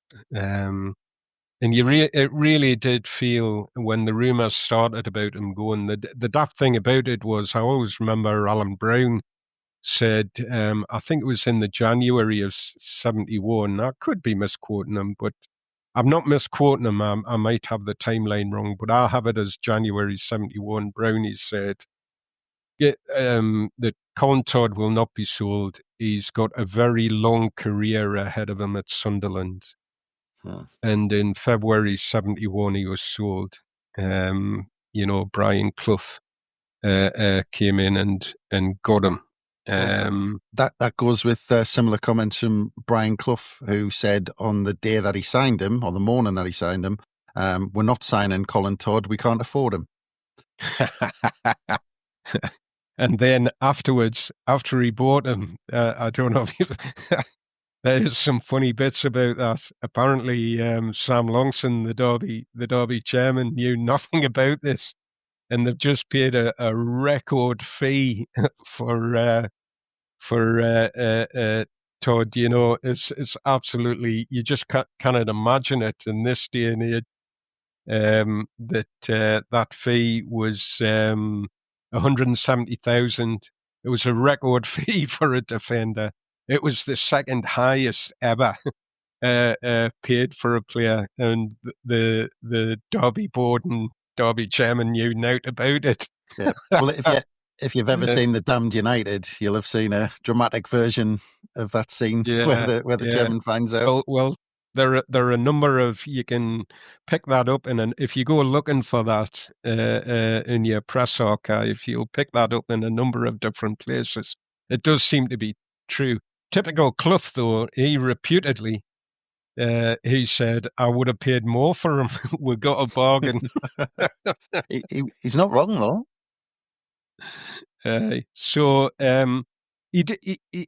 Just coming back to, there are a couple of things about that. You're right to ask about it. I mean, it was a hammer blow. It was horrible. It just brought back all the feelings about Suggett going. By now I'm a teenager. I'm able to rationalise. Yes, if you're in the second division and not going anywhere, there's a chance you're going to lose your best players. But we just bought Dick Malone and Dave Watson. And it was the first players that we'd bought for about 3 seasons, if memory serves me well. And I didn't understand it. I couldn't get my head around, why would we buy these 2 players and sell Colin Todd? I just couldn't understand it myself. And, I wasn't averse to speaking to older fans, people that talked sense about the game, and I never got a reasonable answer, like from people would say because they haven't got a bloody Scooby what they're doing, to it'll all come out in the wash, lad. I never did understand what they were saying to me when they said that, but I was gutted by it. And it just, you were looking at the team and thinking, what chance have these new boys got? What chance have Malone and Watson got? And some of these were some good young players bubbling away there, And I honestly felt in 70, 71, we weren't that far away. We just needed just a couple more, And one of the things about the time that he goes, for all, Toto plays a lot of games with Charlie Hurley. And Charlie Hurley was a fantastic player, fantastic centre-half in his day. And Toto comes up through that, and he's a fantastic player. But there's another fantastic centre-half playing at the club, and he plays 4 games with Dave Watson. Dave Watson plays those games, though, at centre-forward. For me, that's a massive what-if moment. What if we'd kept him? What if Dave Watson, what if Billy Elliott had his way and Dave Watson had gone back to centre-half and would had Todd Watson in there? Would that have been the start of, an era that we could have looked back on with some pride, instead of that feeling that it's going to take another, 5, 6 seasons to get out of that cursed second division. So it's a real what-if moment, that especially you England fans will know that, and there's a lot of debate about this. I'm sure I'll fire up a lot of debate. And I don't know if you know, but I'm not an England fan myself. But Colin Todd and Dave Watson go on to form, one of the most heralded centre-back parents for England of a generation. For me, watching international football at the time, and obviously following Toto, it wasn't really following England, but I'm following Toto and I'm following Dave Watson. And they were tremendous for England in the period that they played together. They really suited each other's style of play. Yeah. You've got Watson and up front, head everything, tackle everything, hit everything, and he could play football, Watson. And you've got Toto behind him with his speed and his pace and his timing. And by this point, when you're talking about formations, you could put him in the sweeper category, but he also he was covering that left hand side. He was 2-footed, Todd, and I'll tell you honestly, I don't know which was his preferred foot. And I watched him from being a youngster. I cannot tell you, was he right-footed or was he left-footed, because he wasn't bothered. He would just, wherever the ball landed, he could control it and play it. And did you see him become a better player after he left Sunderland? he was playing at a higher level. Obviously, it coincided with his England career taken off. Mine, that had started at Sunderland. He played for the England youth. He played for the under-23s. They were a phenomenon. We don't really have that anymore. But it was like, I think it was something that started... I'll get this wrong and I'll be getting nipped on the bus again about it, but I'm sure it started before I think it was something Alf Ramsey kind of started, England under-23s. And the idea would be the players with a chance of getting into making the first 11 of England, would come together and would tour and stuff like that. And there was a Spurs' favourite, Bill Nicholson, the Spurs manager, used to take on that role as the England under-23 manager. And when you're saying Clough obviously got to know Todo and wanted him in his team, Bill Nick, he'd sort of seen him at the under-23s and he chased him for quite a long time. He apparently absolutely livid that he ended up, that Clough nipped in and got him, because he was determined to have him for Spurs. But definitely, when he went to Derby, he was playing with the England centre-half at the time, Roy McFarland. Yeah. At Derby, McFarland was a very, very good centre-half in his day. Not as good as Davy Watson, who came up and edged him out, but McFarland was a very, very good centre half, and he complimented McFarland and actually probably put a couple of years on his career. So he's playing at a higher level. He was playing with Brian Clough. It's a funny thing about Clough. That Derby team, if you watch them play at the time, for me, they were all about stopping you scoring. They stopped you scoring and then went up the pitch and scored themselves, They weren't an adventurous team, that Derby team, but Jesus Christ, they could strangle a game. You just couldn't get past them, between McFarland and Todd, fantastic players. Of course, Kelvin, Brian Clough signed him twice, because he signed him for Nottingham Forest as well in the early 80s, 1982. But just on that, just because he ended up obviously being a good manager. He took a lot from Brian Clough, obviously, like most players who played for him. But I know he was linked a couple of times. I remember when Dennis Smith left, he was linked, and then a couple of other times during the 90s. Did you almost think he was someone who would just end up back at Sunderland, and it just never happened? So a bit like I remember we're talking about Ian Porterfield. It was a similar question when we're talking about Ian Porterfield. And I did think, like Porterfield, that this lad would be worth looking at in terms of his history with the club. If you were wanting to garner support, get the supporters excited, it would have been an appointment that excited the supporters for sure. And his reputation at Middlesbrough, when you look at that period that he worked with Bruce Rioch at Middlesbrough, and for all we've got this, I heard some comments on one of the pods. Was it Johnny that was trying to ignite the Isborough derby? For all the feelings about Borough, there was a lot of support and hope that Borough would come through that terrible period, and the threat of liquidation and what have you.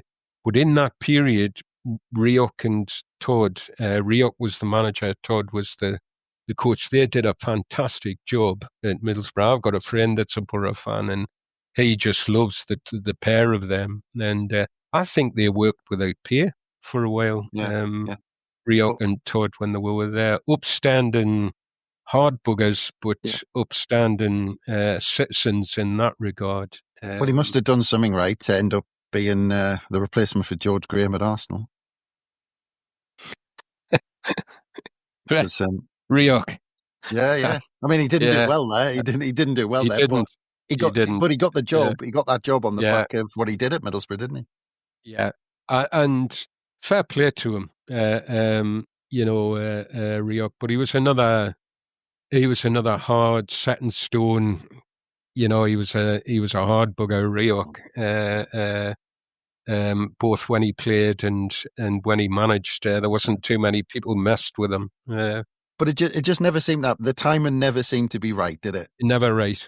That was what I was going to come back to, and I think something similar about Porterfield, but probably more so with Todd, was the timing just was never quite right, because apart from his managerial career at Borough, you've got where he's still quite highly thought of, his time at Bolton as well. He took them into they got their new stadium, and he took them into the top tier in I think the first year they had their stadium. It was him that managed them to that, and brought through a lot of good young players at Bolton. He was quite highly thought of there at Bolton. I'm sure he had a fallout with the directors there about. I'm sure he left because was it? My memory tells me it was Per Franson. They sold him out from underneath him to Blackburn, and he just, right, that's enough for me, and I'm sure there was a big fallout, but that was he's a very sort of disciplined, my word is my bond kind of player. He had a fallout with Don Revie, for England, and he would have gotten more England cap, but he fell out with Revie, and I always felt sorry for him about this, because at the time I thought it was odd, and then reading back over it, what had happened, I think Revie had offered the captaincy to two different players, and then came to Todd as his third choice, and Todd said, "No, I'm not, I'll play, but and that was him. He never really got back into the team. He never got his game back, and that's when him and Watson definitely were. They were a fantastic pairing for England. I don't think there's too many England fans would argue with that. They were fantastic, the two of them, for England. Yeah. Just coming back to one of the things, and I'm conscious of time, and you probably do want to move on. He won 2 league titles with Derby, and they still hold him in the highest of esteem there, for that, their supporters. He won the PFA Player of the Year award in 74-75. And allegedly, I'm told that that's one of the things that he's really, really proud about, that his fellow pros voted him that player, Doug Weatherall, he told some great stories about him. He was a great source of information over the piece about Todd and Brian Clough. He was a big Brian Clough fan, Doug Weatherall, but so he told a couple of stories. One was Jim Baxter. He said, I bumped Jim Baxter one day thinking that he'd get the usual, I'm doing this, I'm doing that, this is my stage, and if I don't play here, you can kick me arse kind of stuff. All the stuff we used to love from Baxter. And he says, to my surprise, he said, Colin Todd had just gotten into the first team, and he said, you know what? You should write about young Tuddy. He wins the ball and gives it to me. and like Weatherall, apparently it sort of knocks him off a bit. He wasn't used to Baxter sort of saying stuff like that, And then one of the things he did say about Todd, I can finish on this one. I just thought it was lovely from a grizzled sort of journal, grizzled writer. He said, Colin Todd was the first number 4 to make a case for a central defender being a great footballer in their own right. In an era when there were plenty of dirty defenders, Todd played the game with a beautiful, elegant, and sometimes almost violent efficiency. I've always loved that. I've always loved that about Todd, and it does seem to sum him up for me. What an absolute pleasure to see that lad play. Absolutely.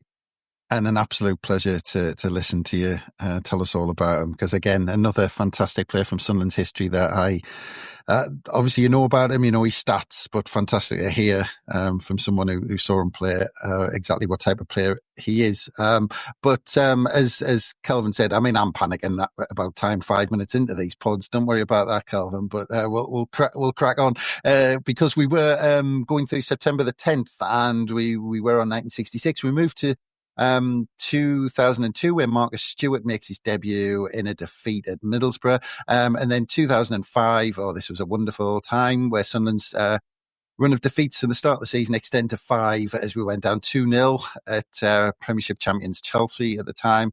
And Justin Hoyt made his debut after being signed on a season-long loan from Arsenal. So that moves us on to September the 11th. We move on to 1933, birth of Ambrose Fogarty in Dublin. He was the first league player to be sent off in all 3 major domestic competitions: FA Cup with Sunderland, and League and the League Cup with Hartlepool United. So that's some legacy to have. 1935, Richard Carter scores 4 goals for the only time in his Sunderland career as we smash West Bromwich Albion 6-1 at Roker Park. And September the 11th, 1946. And Andrew, you wanted to talk about our attempts to sign Albert Stubbins. Yes, cheers, Chris. I have to admit, I can't remember why I stumbled across this article. It was a few weeks ago, and I thought that's quite interesting. That I'll put that to one side for when we're sat down doing a On This Week episode. So yeah, the article appeared in the what was then called the Sunderland Echo and Shipping Gazette. It had dropped the daily bit. For a while, it was the Sunderland Daily Echo and Shipping Gazette. So it got a little bit shorter, and it was a while yet before it got its current name of just the Sunderland Echo. This article caught my imagination. Sunderland seeking signature of Albert Stubbins. Just below that, actually, a little snippet. There was a tiny little piece entitled "Record Demand Continues" that also interested me. It said, record-breaking run on season tickets for Roker Park continues, and Mr. George Crowe, Sunderland AFC secretary, states that more than 1,300 have now been sold. No records of previous seasons exist, but it is thought that the most season tickets sold in any season was about 900 in 1936-37. So that was interesting because those types of figures are very different to how people consume their football now. A season ticket is pretty much a necessary to get into Sunderland this season. So that was interesting. But yeah, the one that really caught my imagination was this article about us trying to sign Albert Stubbins. Now it read, news that Albert Stubbins has made a request to be placed on the transfer list was received in London last night by Mr. Murray, the Sunderland manager, who immediately attempted to contact Mr. Frank Watt, the Newcastle secretary. He was unable to do so, but managed it during this morning, writes Argus. Argus is a famous name in Sunderland Echo terms, whether it was as the Shipping Gazette or just the Echo itself. So yeah, Sunderland are definitely interested in Stubbins and will no doubt go all out for his transfer, but there may be strong opposition even from the London area. Now, Stubbins, Sunderland probably fancied their chances of getting this player. He was at Newcastle at the time. He was a northeast lad, so a switch to Sunderland would have made sense. In the end, he didn't go to Sunderland, though. He went to Liverpool for what was then Liverpool's club record fee. Apparently, there was a lot of clubs after Stubbins. It wasn't just Sunderland. There was several really strong teams desperate to sign him. He found out about the interest from Liverpool when he was at on a night out at the cinema. And it was one of those stories you hear from time to time. It came up on the screen. Would Albert Stubbins please report to St. James's Park? So, I mean, talk about the panic. If I was watching something at the cinema and it came up, oh, you've got to go into work right now, Andrew, I'd be thinking, oh, what is going on here? So, yeah, he rushes over to St. James's Park. There's a director there called Stan Seymour, who I think was quite a prominent figure in football administration. He explained that both Liverpool and Everton had made acceptable bids for him and said to Stubbins, so who do you want to speak to first? And he goes, well, not fussed. I tell you what, we'll flip a coin. So it lands on Liverpool's side. He speaks to Liverpool first of all, is that impressed with their sales pitch that he says, well, could you just kindly ask Everton to move on without me because I've made my mind up, I'm going to Liverpool. He becomes a massive hero at Anfield. He wins the league title. He's a really powerful type of striker. I think had he come to Sunderland, he could have really become a fan favourite. So yeah, he's a popular fella on Merseyside. He becomes a sports writer after retiring, but he is best known for something completely different. And Kelvin, has this name rang any bells with you as to why I picked Albert Stubbins? As you've been speaking, there's. Can you see all the smoke that's going on? Yeah, but it's not coming. No, I'm not on fire that day. So well, it's quite an obscure one. He is recognised alongside more famous names as Karl Marx, Bob Dylan, Laurel and Hardy, and somebody we've spoken about before, Marilyn Monroe. They're all A-listers who feature on the front cover of Sgt. Pepper's Lonely Hearts Club Band. Yeah, I knew that actually. Yeah. Aye, Albert Stubbins was the only footballer to feature on that. He is apparently just peeking behind Marlon Dietrich. So yeah, he's there with some pretty big hitters. Andrew. Yes, Andrew. You kept that up your sleeve, did you not? Well, a little bit of intrigue. He was a Liverpool great. We've lost Kelvin. Kelvin's chuckling away to himself. Have you just got one over my head there, Kelvin? What fight? Carry on, Andrew. We'll tell you after. Oh, no. Right. Okay. I've been done. Fine. Fair enough. So, yeah, he was a Liverpool great. And there was always this thing about the Beatles. Who do they support? Do they support Everton? Do they support Liverpool? You think the fact that Stubbins is on the front is a clue as to them being red rather than blue. Although, apparently, the reason he was chosen was John Lennon, as a younger boy growing up, just thought the name was quite funny, and the word Stubbins amused him, so it always stuck in his mind, and that's why he ended up on the cover. Going back to Stubbins himself, though, who has this really iconic place in British culture, he had actually played for Sunderland. Kelvin's still smiling. You've buggered me now. I'm trying to replay what I've said in my head and where I've gone wrong. Sorry. Um, no, Stubbins had played for Sunderland during the war years. So I wonder if that was one of the reasons why Sunderland had been confident of snapping him up on a permanent deal. He only played a small handful of games, but in 1942 he played in a charity match at Roker against the Durham Light Infantry. The funds raised from that were going to go towards a prisoner of war appeal. And I might have said 1942 for that. That was 1943. In 1942, the year before that, Stubbins played for us in the League War Cup. He scored against Bradford Park Avenue in one of the earlier rounds. And then in the final, which we reached against Wolverhampton, he scored in the first leg of that.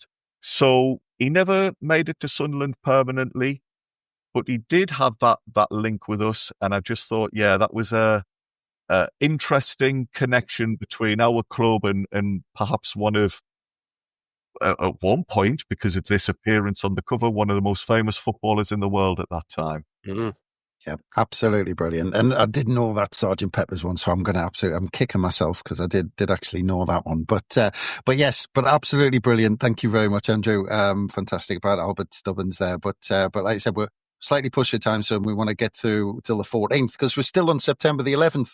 And quickly, 1994, we move on to on September the 11th, when Sunderland become draw specialists, and we travel to Middlesbrough, who, if you remember, the start of this season had appointed Brian Robson as player manager. Now, I don't know if you lads can remember Brian Robson being on the Ayson Park pitch. And he had a suit and tie on his top half, and he had shorts and footy socks on his bottom half, just to prove the point that he was player manager at the time. But this game, and I just wanted to say, because in the preview for this game in the Evening Chronicle, because I want Ian Murter, a good friend of the podcast, he had his crystal ball out in the preview. He said, and we'd gotten beat 4-1 the year before at Ayson Park. And he said, Sunderland usually lose at Ayson Park, and it's often heavily. A repeat of last season's drubbing is unlikely, with Mick Buxton having organised the team so effectively, but the odds are still stacked against the Ruggermen. Derbies are rarely high-scoring affairs, let alone entertaining, but this one could just break the trend. I wouldn't be surprised to see Sunderland snatch a point in a 2-2 draw, but if pushed, I'd go for a 3-2 home win. Well, as it turned out, Craig Russell scored 2 to put us 2 up, and then late goals, I think, I can't remember, but Nigel Pearson scored the equaliser, and it was Alan Moore who scored Borough's first. And Sunderland went unbeaten for the first 8 that season, but we only won 2 of them. So moving on to 1991, and again, Dennis Smith makes comments about Kieran Brady. I just want to say this because Martin, not with us today, but he pulled out some fantastic quotes that I quickly want to read because in Martin's words, he said, Brady had been around the first team set up for 2 seasons, impressing when given the chance in the top flight for the year before. However, according to Smith, he'd returned for the new season in far from ideal shape, blasting Brady for, in quotes, depriving the public of something they should have. He said, Dennis Smith told the Journal's Brian McNally, it's frustrating. It's like losing a player. I'm even had to battle with our coaches to keep him in the reserve side. Dennis Smith continued. Now, this talks about the age that it's in. He gets fined for being overweight, but it doesn't seem to bother him. He says he is not overweight, and we say, what chin are you talking with now? And he said at 19 he should be getting some self-discipline. We will persevere, and hopefully one day it will click. At a lot of clubs, he would have been kicked out now. But I just wanted to, because Martin dug through the archives to pull out those, so I just wanted to go through those. But again, moving on, September the 11th, 2004, after winning only one of the first 6 league games, the lads found their form with a 4-0 win at Gillingham. Marcus Stewart got his hat-trick, which was his first for Sunderland.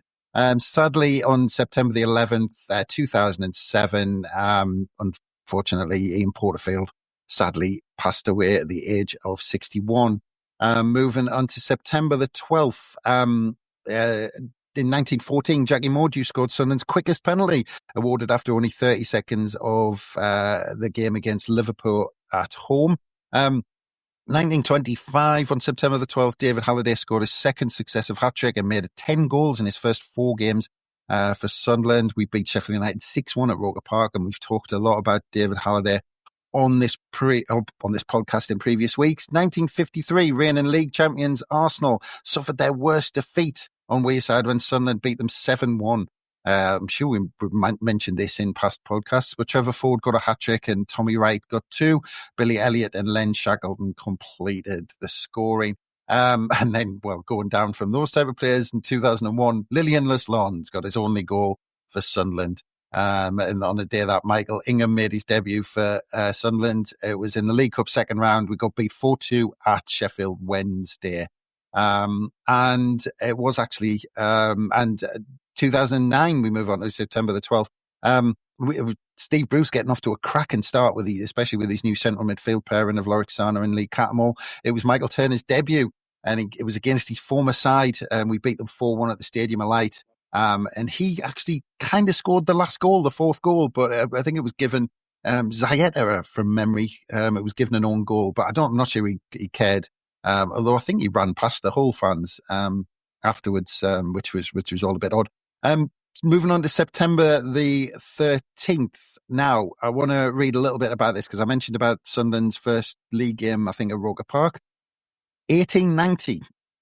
This was Sunderland's, and I think this is a momentous occasion, of course, because of the history of the club, but 1890 on September the 13th, it was Sunderland's first ever league game.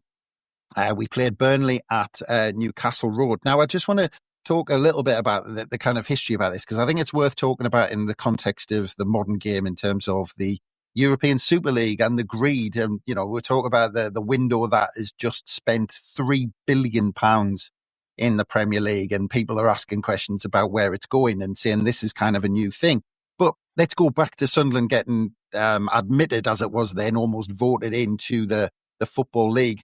So we go way back, and I just want to mention these things because being in Sheffield, 1857, Sheffield FC was founded, first football club in the world in 1857. It was 6 years later, 1863, that the FA was born, and it set out with a new set of rules, which was originally the Sheffield rules, of course. And again, I just wanted to mention that because that's where I am at the moment. But it was 1870s. Everything started to kind of move quite fast. Everything started to accelerate, and the game started to be bashed into shape as the one that we know it now. So you saw kind of the change of ends at half time happening. The sending off started, even though I think you had to actually shoot someone to get sent off back in those days. It was the kind of the corner kick came in. Even the crossbar came in 1870s. The length of the game, the referee's whistle came in. Even shin pads were all introduced by 1880. And so the game started to get organised. And I think, once the game became professional and it was legalised by the FA in 1885, I think the owners of these clubs started to think there's some money to be made here and we need to set out some fixtures outside the lottery of progressing within the FA Cup, because that was basically the only structure they had to have competitive games. So in the end, thousands and tens of thousands of fans were starting to come to these games that weren't really competitive outside of the FA Cup. And of course, more were in attendance for those games in the Cup. And it was William McGregor, I'll put my teeth in, he was the club secretary of Aston Villa. And he was the driving force in seeing the potential of a structured season where it was competition all year round rather than just a cup. So he got sick of just arranging friendlies where possible. And actually back in the day, you're talking about late 1800s, quite often they were cancelled at the last minute, because of travel issues or weather issues or whatever it was. And if you were just hoping on progressing in the cup to make money, that wasn't good enough for people like William McGregor. But the league's origins, you're talking about the Super League, it was a bit like that because it was a big five that began to make decisions, and they were essentially deciding who would join them at the table. So it was William McGregor at Villa, and then it was the owners of Preston North End, Blackburn Rovers, Bolton Wanderers, West Bromwich Albion, who joined them at the top table. Now, in the media, it described all of this as a mere money-making scheme, and it described it as a speculation. So it wasn't not everyone was around it. And interesting, Kelvin, after much deliberation, I found this quite interesting, actually, that they named themselves the Football League, not in arrogance, and they didn't put English Football League ahead of it because actually they expected to invite Scottish clubs in future years. So it was formally founded on the 17th of April, 1888 at a meeting at the Royal Hotel in Manchester. And the initial 12 clubs weren't necessarily chosen on football and merit. So you had Preston North End, Aston Villa, Wolverhampton Wanderers, Blackburn Rovers, Bolton Wanderers, West Bromwich Albion, Accrington, Everton, Burnley, Derby County, Notts County, and Stoke. Wolverhampton Wanderers, Sheffield Wednesday, and Nottingham Forest made last-ditch applications at the initial group meeting, but it was decided they weren't going to be added to the list. And it was also confirmed that the bottom 4 clubs would be required to retire from the league at the end of each season and then apply for re-election, which actually bizarrely only finished in the 1980s. That system actually finished in terms of being non-league or in the league. So teams had to the bottom place club had to plead their case alongside ambitious clubs who weren't in the league. And this kind of politics carried on because it was seen at the AGM following the completion of the first season of the Football League, where the bottom 4 were duly re-elected back into the league with the most votes, funnily enough. People who were trying to get in, it was Mitchell St George's, Sheffield Wednesday, Bootle, Newton Heath and Sunderland all received votes, but not enough to join the Football League. Grimsby, South Shore, Nelson and Sunderland Albion also threw their hat into the ring, but didn't receive a single vote. It's interesting in terms of Sunderland's progress at this point, because with the 2 Sunderland clubs, they made completely different decisions on what to do. Sunderland Albion at this point decided to join what was called the Football Alliance. Now, this was something that was established as an alternative to the Football League and to provide competition for those who weren't allowed entry into that. And then Sunderland decided to take another year out playing friendlies. And then it was Tom Watson's side during that year took full advantage because we impressed Football League opposition in friendlies. We had an impressive draw against eventual champions Preston North End, and we absolutely thrashed Aston Villa 7-2 to the point where the Aston Villa club secretary and the league founder, William McGregor, this is when he dubbed us the team of all talents. So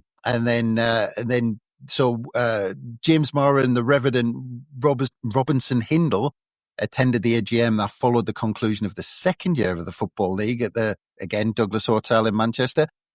This was the 2nd of May, 1890. They presented Sunderland's case, but they had a solid argument because of those results. But politics entered the fray again in terms of which teams would require to apply for re-election. This is where it gets interesting because Bolton and Aston Villa finished level on points in 8th and 9th. And this was a bit of embarrassment for the league founder, William McGregor, because he was also their club secretary. And it meant that despite the rules laid out, only Stoke, Burnley and Notts County were required to retire and reapply for their position. So nothing ever changes on that front in terms of politics. So this meant Newton Heath, Bootle, Darwen, Grimsby Town, Sunderland Albion and Sunderland with a list of applicants stating their claim for a place after Sheffield Wednesday withdrew their application late in the day. The big disadvantage to Sunderland and the committee who were trying to state their case was geography. Mm-hmm. So basically we were so far north, the owners of other clubs said that's going to cost a fortune to get up there. But to solve the issue of how far we were from the rest of the league and how far they would need to travel, Sunderland agreed that should we be elected, during the first year, we would make, and I quote this, make some allowance for travelling expenses to visitors. So this swung the vote and displaced Stoke City, who finished bottom. And then we became the first ever club elected to the Football League outside of those original founder members. And as the Sunderland Daily Echo and Shipping Gazette reported, thanks to the success which has been attended the laborious efforts of the Sunderland Committee, the town will next season be entertained to even higher expositions of football than it has ever witnessed. And also at that meeting when Sunderland got voted in, it was the same meeting that the decision was made that a cup of the value of 50 guineas would be purchased and would be presented to the champions following each season. And it would be held by the club until a new champion was confirmed. And the purchase of the first trophy of the Football League was a decision confirmed at the same meeting where Sunderland were elected to the Football League for the first time in 1890. So after a decade of playing in friendlies, on this day, 135 years ago, Sunderland began life as a member of the Football League. So as I said, Burnley came to Newcastle Road. According to reports, kickoff was at a prompt 3:15 p.m. in the warm sunshine, although there was a brisk wind. Surprising, everyone will be surprised to hear in Sunderland that was a brisk wind. And apparently that favoured Burnley in the first half. And despite coming back from behind to lead 2-1 after the half hour, we found ourselves 3-2 down at the break, where play continued fast until the interval, according to reports. We had the wind in the second half at Newcastle Road, but couldn't find a breakthrough. And our first fixture in the Football League ended in a defeat in front of a reported crowd of 6,000 or 7,000. So that's the story of us entering the Football League. But, I mean, Andrew, just on that point, I mean, talking about the European Super League and all that closed shop, not much changes really, does it? No, quite staggering that Aston Villa got out of trouble by virtue of the fact that their secretary was in a high enough position. That period of football and how things sped up in quite a short space of time fascinates me. But yeah, clubs always do look after their own interests. Politics always plays a part. The little bit of that little stat there about how Sunderland had to agree to make allowances for clubs to travel up to the northeast. I mean, we still feel that now that people go on as if the northeast is on some sort of geographic limb that you know you've got to kind of reach to the outer depths of the planet just to get here.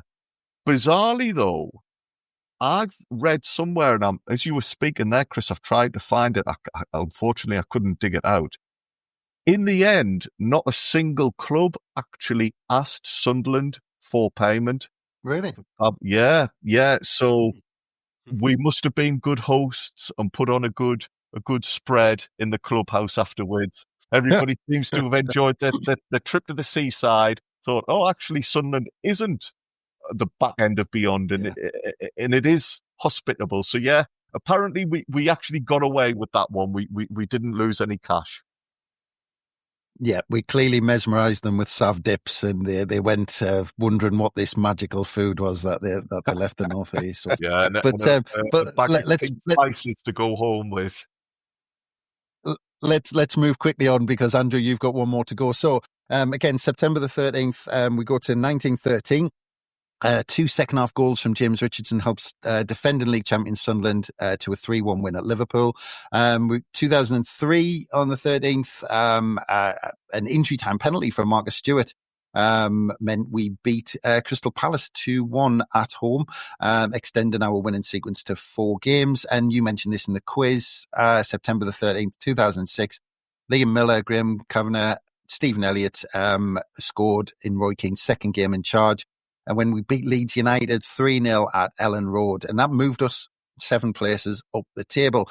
And on our last day, September the 14th, all the way back, 1926, Frank Creswell made his debut in a goalless draw at Huddersfield Town, with his brother Warney appearing at right back. And they made them the first brothers to play in a league game for Sunderland. 1944, long-serving right back Jack Stelling signed from Usworth Grange, and Sunderland proved to be his only league club during his 14-year career. Kelvin's nodding along with that. I know time is of the essence, but just throw in there, on the day that Jack Stelling got married, okay, so he got married in the morning, and he left the ceremony, hopped on a bus, and got himself to Roker Park to play for Sunderland. That's commitment. What a woman. Yeah, that's it. Yeah.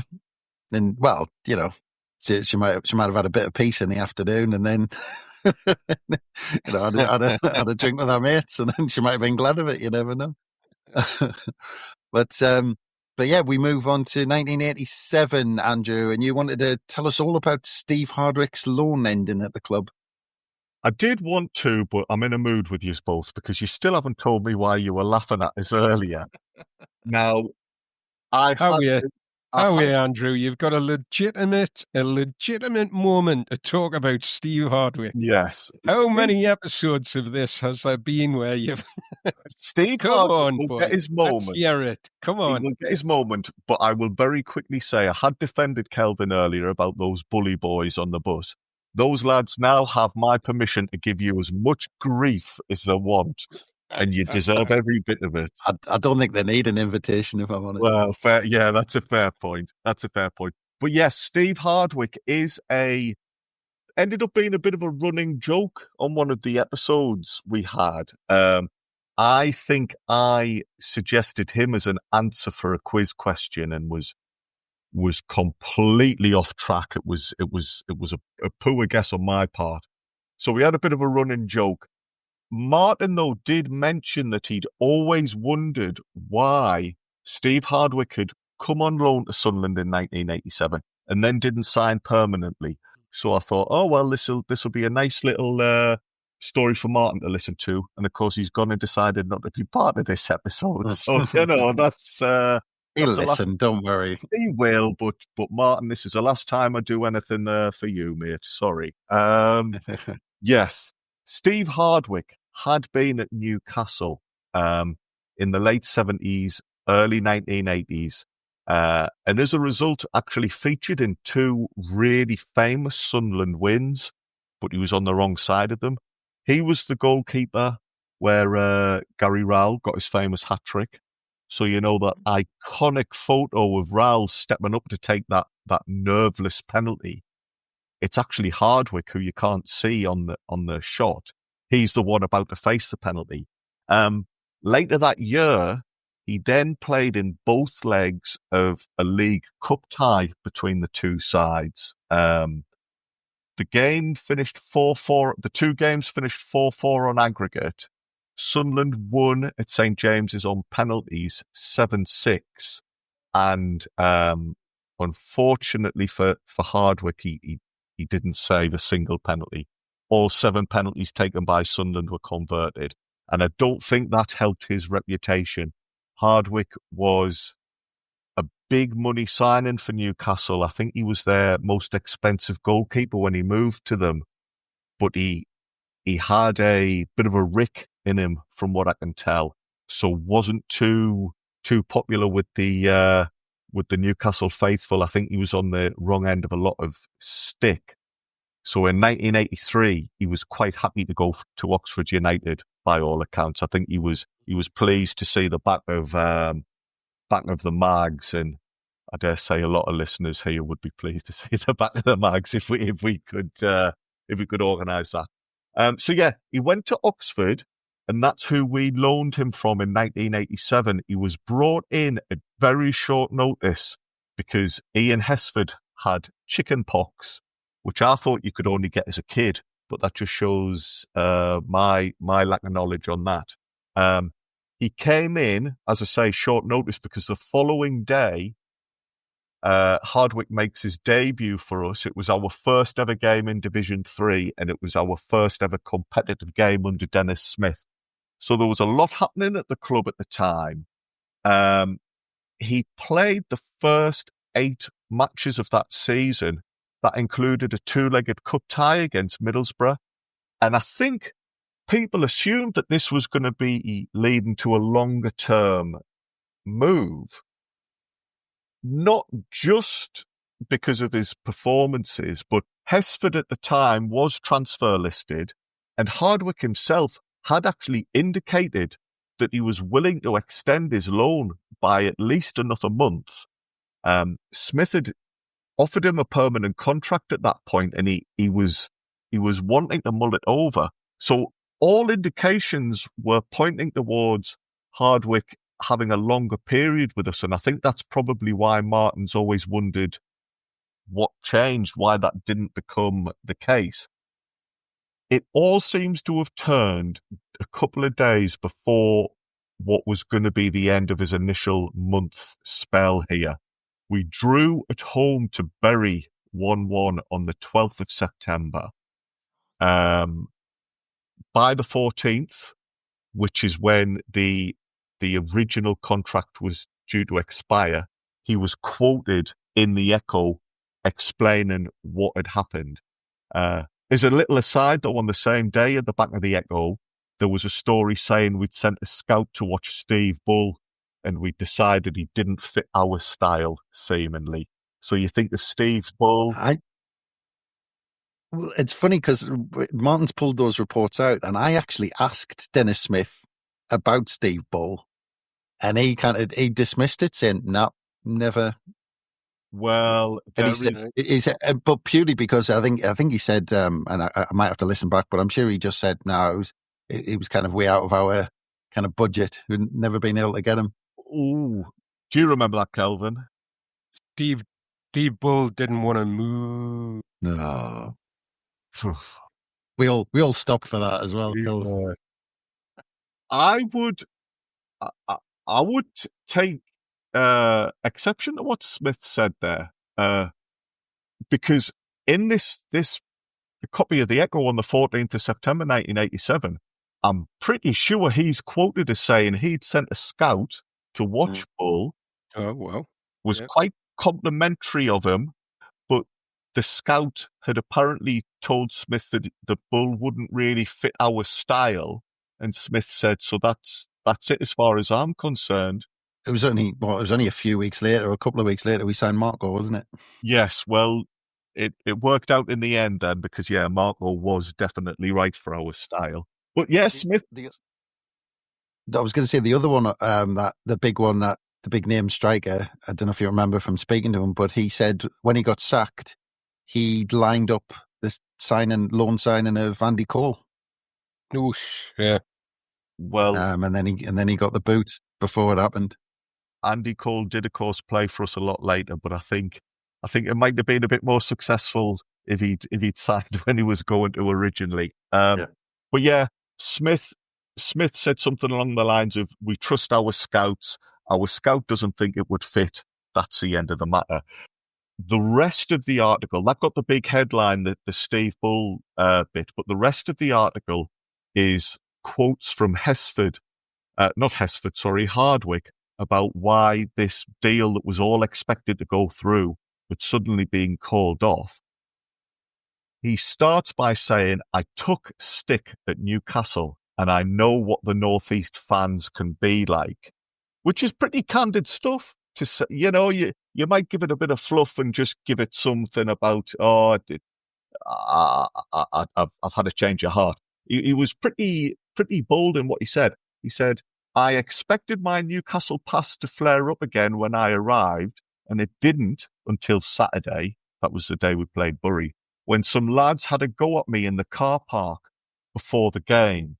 Now, he's given a description of these lads, Kelvin, and one of them sounds an awful lot like you. So I don't know what you were playing at that day. He then goes on to say, "Some of the fans in the Roker end were chanting for Chris Turner, and it was only on Friday that I found out some local businessmen were running a fund to buy him back. How do you think that makes me feel?" So from his point of view, he's getting a bit of stick from the fan base. There's this feeling that he's almost unwanted and that rather have Chris Turner at the club. So there you go for Martin and for everyone listening. That's the mystery solved. It was the fervour of the Northeast fans, which often attracts players, actually went against us that time. I can categorically deny the car park incident, and I would say to Steve Hardwick that I cheered him to the bloody rafters that night at St. James's when he... I'll just very briefly wrap it up about Hardwick. He did, later on in the season, play a couple of games in the top flight for Oxford United when he went back.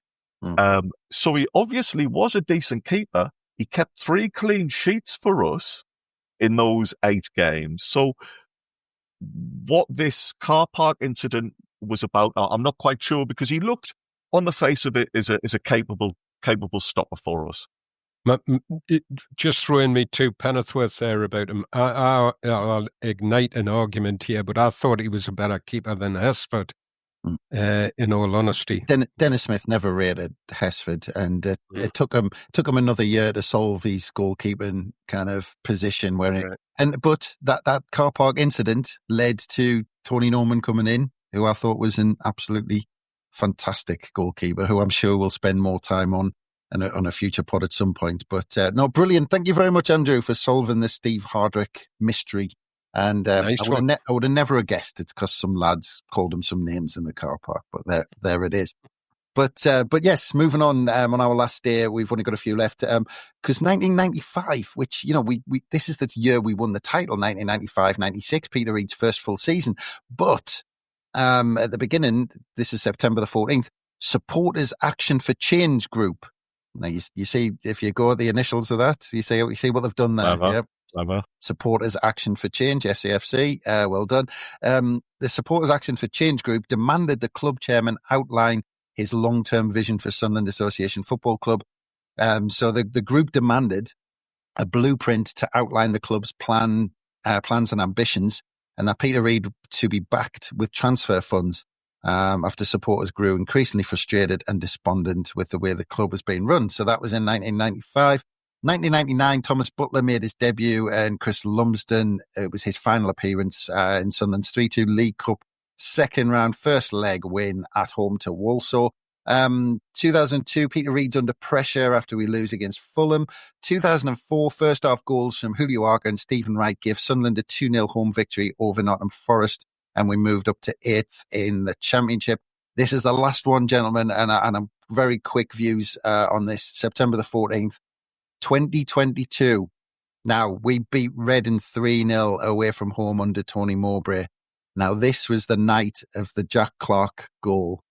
Now, I'll come to you first, Kelvin, because you've seen a lot of Sunderland goals. Where does this rank?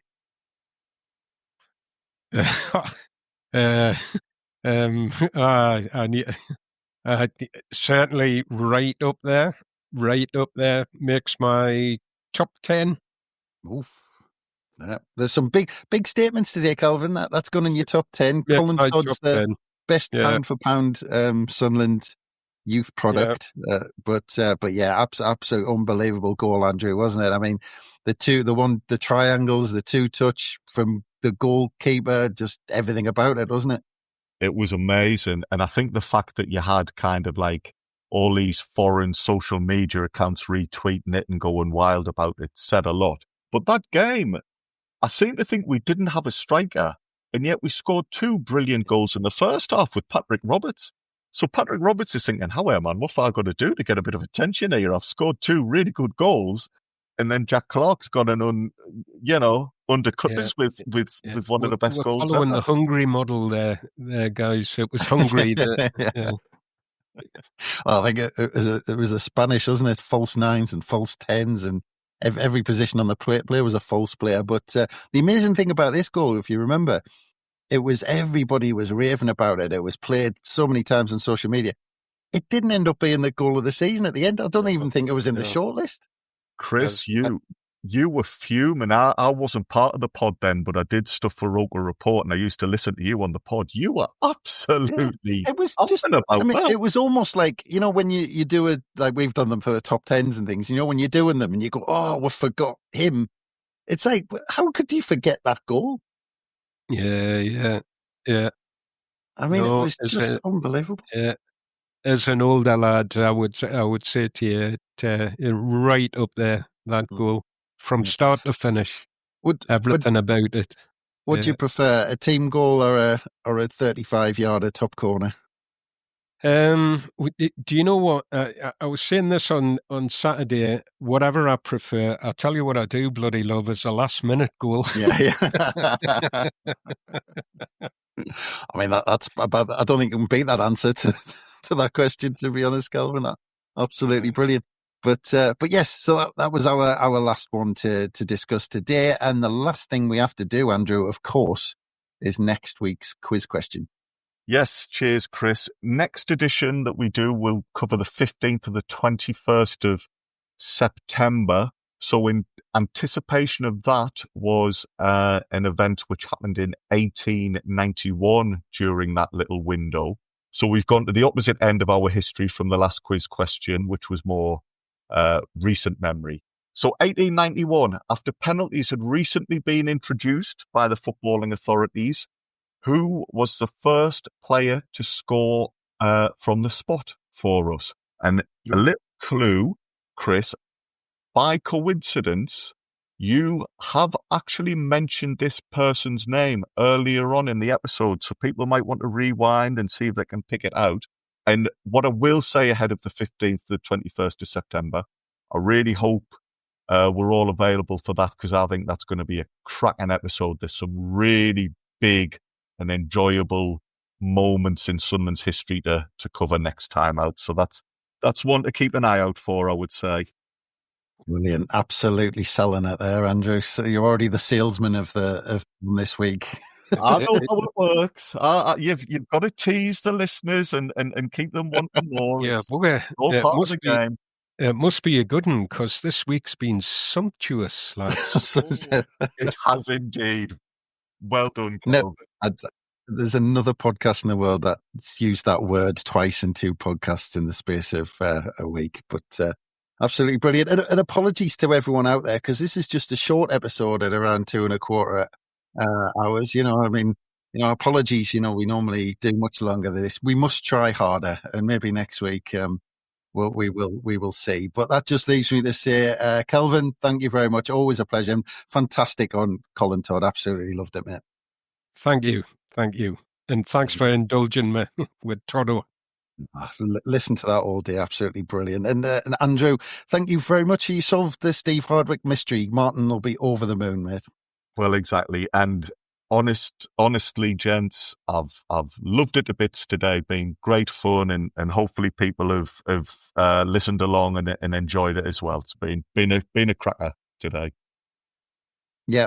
And again, thanks for everyone for listening. We really do appreciate it, and we appreciate any feedback, including the fellas who are listening who can poke Kelvin on any little mishap he made, or the stats that he missed out with Colin Todd. I mean, there's going to be something, but let us know, or let him know, more to the point.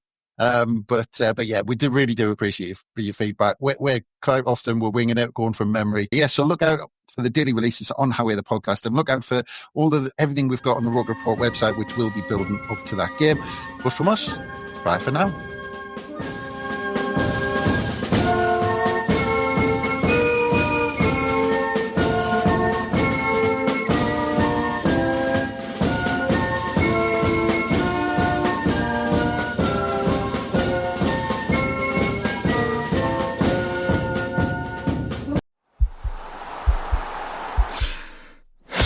This podcast is part of the Sports Social Podcast Network.